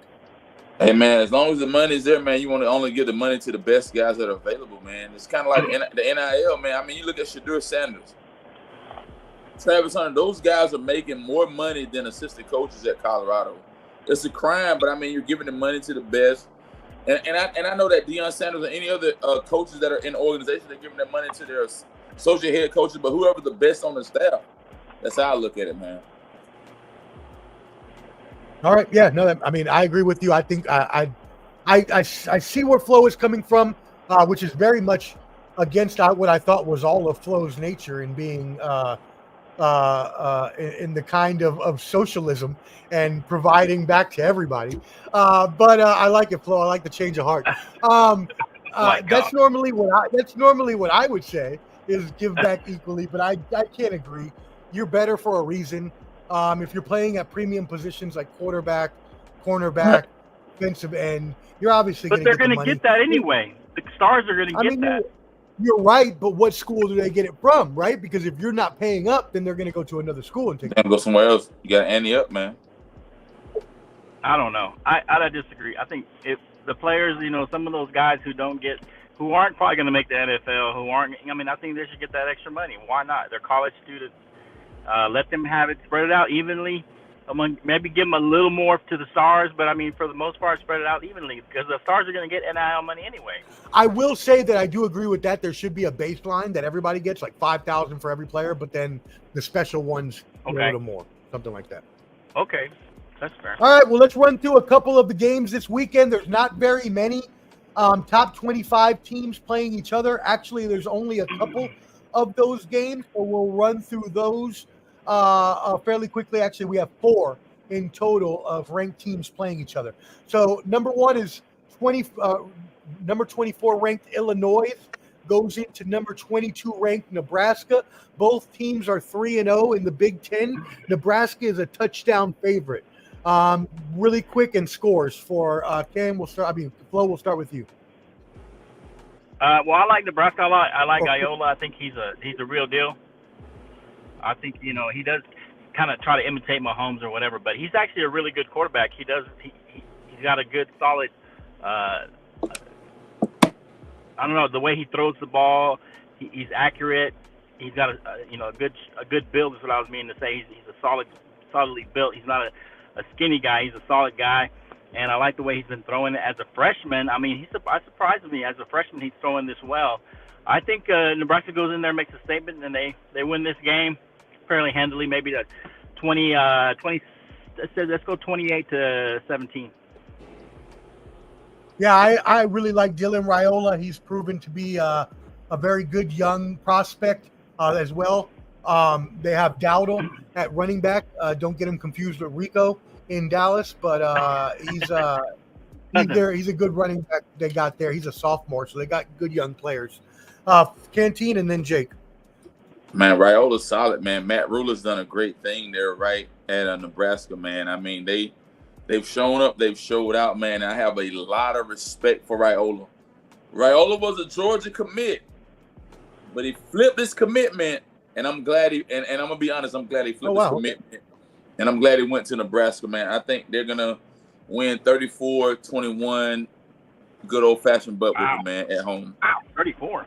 Now is that because you wouldn't have got Carson Beck if that happened? Is that why you are? No. So Beck was already on the radar. Beck was out. Okay. Beck had already been there, and Raiola flipped his commitment. Yeah, Maybe because Nebraska would play him right away. Maybe. Yeah, and he's a true freshman. He's a true freshman playing at Nebraska, which is good. Yeah. All right. Yeah. Hot take, Nick. I'm going to go Nebraska winning this. I'm not going to repeat what you're saying. I agree. The quarterback's really good. I'm going to go 24-10. They win this game. It's a defensive game. I don't think it's going to be that big of a spread. These Big Ten games, especially with these teams, usually play very close, like 3-point games. So I'll go a field goal game. Doesn't really matter the score. I'll go with Nebraska as well. Let's go on to the next one. Number 11, USC, FUSC Trojans. Anyways, they visit Michigan in the Big House. Number 18, Michigan. USC is a road favorite by 5.5 points over 18th ranked Michigan. That's pretty wild to be 5.5 point favorites as road dogs in the Big House. Jake, we'll start with you. USC, Michigan. What do you think? Lincoln Riley, best head coach in all of college football right now. I'm going to stay with that. They're going to win this game. Michigan is struggling bad. I'm going to go – it's going to be bad. I'm going to go probably about 28-10. All right. Canteen. I like USC. They're doing really well. I'll go 24-21, be a close game. They ain't going to blow them out in Michigan. All right. No, sir. Flo? I like USC as well. Not that I like USC, so don't get mad at me, Omar. But in this game, I like them to win this game. The thing about USC is that their defense is playing well now. They're tackling well. They're playing a lot better. That's what's really helped them. If they had this last year with Caleb, I mean, they could have gone all the way. I mean, this defense is playing a lot better. They're tackling. They're just pursuing the ball, going to the ball, and tackling way better than they did last year. And the Miller Moss? The quarterback's solid. He can throw the ball around there. His stock is going to go up by the end of the year if he keeps playing like this. And then side hot take, if Chicago Bears keep struggling, look for Lincoln Riley's name to come up as a Bears potential future coach next year. But anyway, I think the USC wins this, kind of going away a little bit. In Michigan, I know it's tough to play in Michigan, but I think they're playing solid on both sides of the ball. So I'm going to go 26-20. 26-20. All right. I do agree with you on one point, and that is that USC's defense has improved. The Pac-12, as we mentioned earlier, is known as a no-defense conference, just like the Big 12, and USC has been top of that list, never having one. And since Lincoln Riley got there, that has been their main deficiency that has kept them from actually keep competing for a national championship. The fact that they fixed that does help them in that regard. That being said, going into the Big House against a still maybe not as good as last year, but still good Michigan team in that rowdy environment. No, I hate USC with a passion more than I hate the Lakers, I think, and more than I hate the Broncos, I think. So FUSC, wow, I'm going Michigan. That's pretty big. I'm going Michigan 23-19. Could you even pick them if you had to? Actually, I have to go higher score. No, I couldn't. You're right. But I have to go a higher score actually because USC is definitely going to score more than that. So I'll go 31-28 Michigan. That's what I'll say. Okay. All right. 2 more games before we get out of here, y'all. We really appreciate y'all staying tuned in with them. A bunch of y'all have tuned in, so we really appreciate that. Make sure you're subscribed at the Bottom Line Sports in our Facebook and subscribe to the YouTube. On Fox, Utah, we're almost to 1900, baby. Utah, number 12 ranked, visits number 14 ranked Oklahoma State. 2 3-0 Big 12 teams. Oklahoma State is a 2-point favorite at home. Utah being the road dog, a 52.5 implied spread. Flo, we'll start with you. Utah visiting Oklahoma State. What do you think?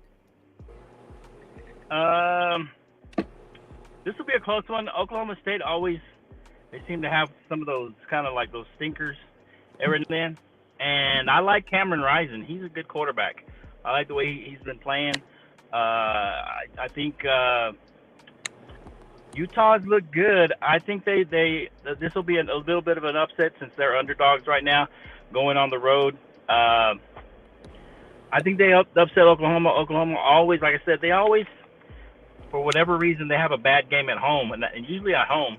Just knowing Oklahoma State and having them in the Big 12, I think Utah goes in there. Utah may be one of those that kind of slides into that top 5 or 6 by the end of the year. Push into that final, top 4. So I like Utah to win this game, probably in somewhat of a shootout. I'm going to go 33 to 30, the shootout. All right, awesome. Ken, we got to skip you real quick because Jake's phone is dying. Jake, I'm a little worried. Ollie Gordon's the best running back in the game in this league right now. I'm going OSU wins this one. I think the only team to beat OSU this year is going to be Colorado in the regular season and the Big 12 championship. How's Colorado going to win the Big 12 if that's the only team? Because they're gonna see each other twice. Okay. Yeah, I don't agree either. Don't worry. I'm confused. Jake, before you go, real quick, the biggest game of the weekend, number 6 Tennessee visiting number 15 Oklahoma. What you got on that SEC match? Oklahoma wins it, but man, I really hope they lose. And I hate Oklahoma. The way you hate USC is the way I hate Oklahoma. Oh, I know. Oklahoma wins, I want to say 24-14. Wow. Okay. All right. Well, Hot Take Jake's phone is dying, so everybody say goodbye to him. Peace out, Jake. I'm out, fellas. Later. Bye. Thank you. All right, All right, Ken, what are your thoughts on, first of all, go back to the Utah game, Utah versus Oklahoma State. Let's finish that out. Man, Alan Bowman, senior from Alan Oklahoma Bowman, State. say the name, baby. 8-2 touchdown interception ratio. He used to play for Tech. Man, the kid, 967 yards, 8 touchdowns, 2 interceptions. He's at an 80% QBR, man. I'm gonna go with Oklahoma State, and I'm gonna tell you the only reason I'm going with Oklahoma State. I love Mike Gundy. Mike Gundy's a great coach, and I like the mullet haircut. I'm going with Oklahoma State. I'm gonna go 24-7. 24-7 Oklahoma State. All right. Well, notwithstanding that, I don't know. I've never met the man. He seems like a maybe a cool guy that I would hang out with, but it doesn't seem like his. I don't know how high his moral values are. So I'm not going to sit here and question it. Yeah, I mean, I've heard him say some questionable things in the past. Yeah, that have made him look like a dummy. But okay. What? I'm just whatever. I mean, do you not agree? Do you not think that he's said things that have been very controversial in the past? Okay. I mean, anyways, what?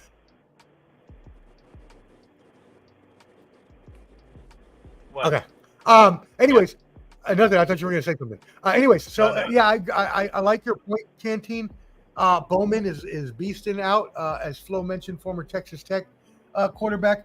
But Cam Rising is beasting this year, and just the experience that he has joining that Utah team. I would normally take Oklahoma State at home, but I do agree with Flo. I think Utah pulls this out. Oklahoma State kind of has a little bit of a stinker at home this week. And then finally, let's move to the final game. I just mentioned it for Hot Take Jake, but number 6, Tennessee, 3-0, visiting number 15, Oklahoma, 2 3-0 SEC teams. Canteen, this is your division. Let's start with what you think. Tennessee visiting Oklahoma. Tennessee is a touchdown road favorite. Wow. Touchdown. I'm going Oklahoma, man. And I'm only going Oklahoma because they're from the West. Tennessee on the East side, so I need Oklahoma to beat them anyway for my time's sake, man. I think Tennessee's done well. You're supposed to pick what you think, not what you need, but okay, thank you for that. But yeah, I'm going based off of my personality. I think Oklahoma's going to win. Okay. Flo? I don't know. Oklahoma's, they haven't looked that great. They've looked okay. I mean, against the sorry teams, of course, they look great. I like Dylan Sampson. He's averaging over 100 yards. He got 9 touchdowns already. I feel like that run game's going to help them out, and they're going to end up beating Oklahoma and staying up there atop of the rankings for a little while longer until they meet some of the tougher teams in the SEC. I don't think Oklahoma is that team this year. I think they're still lacking a few pieces to be a top team. So I'm going to go with Tennessee winning this one. Probably I'm going to go with 27-20. Yeah, you hit it on the head. You said everything I was going to say. The only thing I would add to that is Nico Iamaiavia is a beast. and he is Yeah, he's leading pretty good. Tennessee to the playoffs. I got a bigger win here. Tennessee's been blowing people out. I'm gonna say win by. I'm gonna say they win by 10 at least. So let's say a 34-24 Tennessee Volunteers victory over the Oklahoma Sooners. I'm sorry, Jay from Unfair Sports, my buddy, who's an Oklahoma fan, but that's probably what's going to happen. Alan. Yeah, Alan. We haven't seen Alan in a while. We need to get Alan back on the show. We haven't seen him in a while. Clubber D agrees. Tennessee by 12. Okay, so yep, I had him by about 10. So we agree there. Thank you, Clubber D, for tuning in. Hopefully you had a fun night, my friend. All right. That being said, everybody tune in tomorrow. Thank you, Clubber D, for reminding me. Tune in tomorrow. Banter Brawl Motto. We will have Clubber D and the IOW Sports crew on, Mel and Wildcard Mar.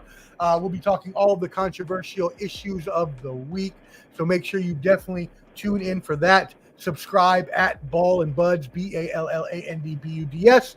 And also, this show, most importantly here, the Bottom Line Sports. Make sure you join our Facebook group for the best sports trash talk around. And also, go ahead and subscribe to that YouTube. Make sure we get that YouTube count up on The Bottom Line Sports. The Bottom Line Sports. All right, my brothers, we're getting out of here. That was an over 2-hour show. Canteen, what you got before we sign off? We're good, bro. We don't need to parlay. Hey, send me the link tomorrow. One more if you guys want me to hop on. I'll hop on with you guys tomorrow, man. Okay, awesome. Yeah, I'll send it. Give me the link, man. Hey, catch us also Sunday Surge. You wrap up all your NFL action at Let's Talk Sports. The Bottom Line Sports goes on Let's Talk Sports and wraps up your NFL action on Sunday Surge at approximately 6:35 Central, 7:35 Eastern on Sunday. Wrap up all your games and give you a preview of Sunday and Monday Night Football. Yes, sir. No, he's completely right. Forgot that. Thank you so much for getting our new show already. All right, we're out of here. Thank you all for tuning in. Hey, we got the outro. The outro's there, Omar. The outro's there if you want to play it. Yeah, I know. I saw it. I didn't see it last time, but I saw it. Okay, I got it. All right. All right. Later. Hey, y'all be good, fellas.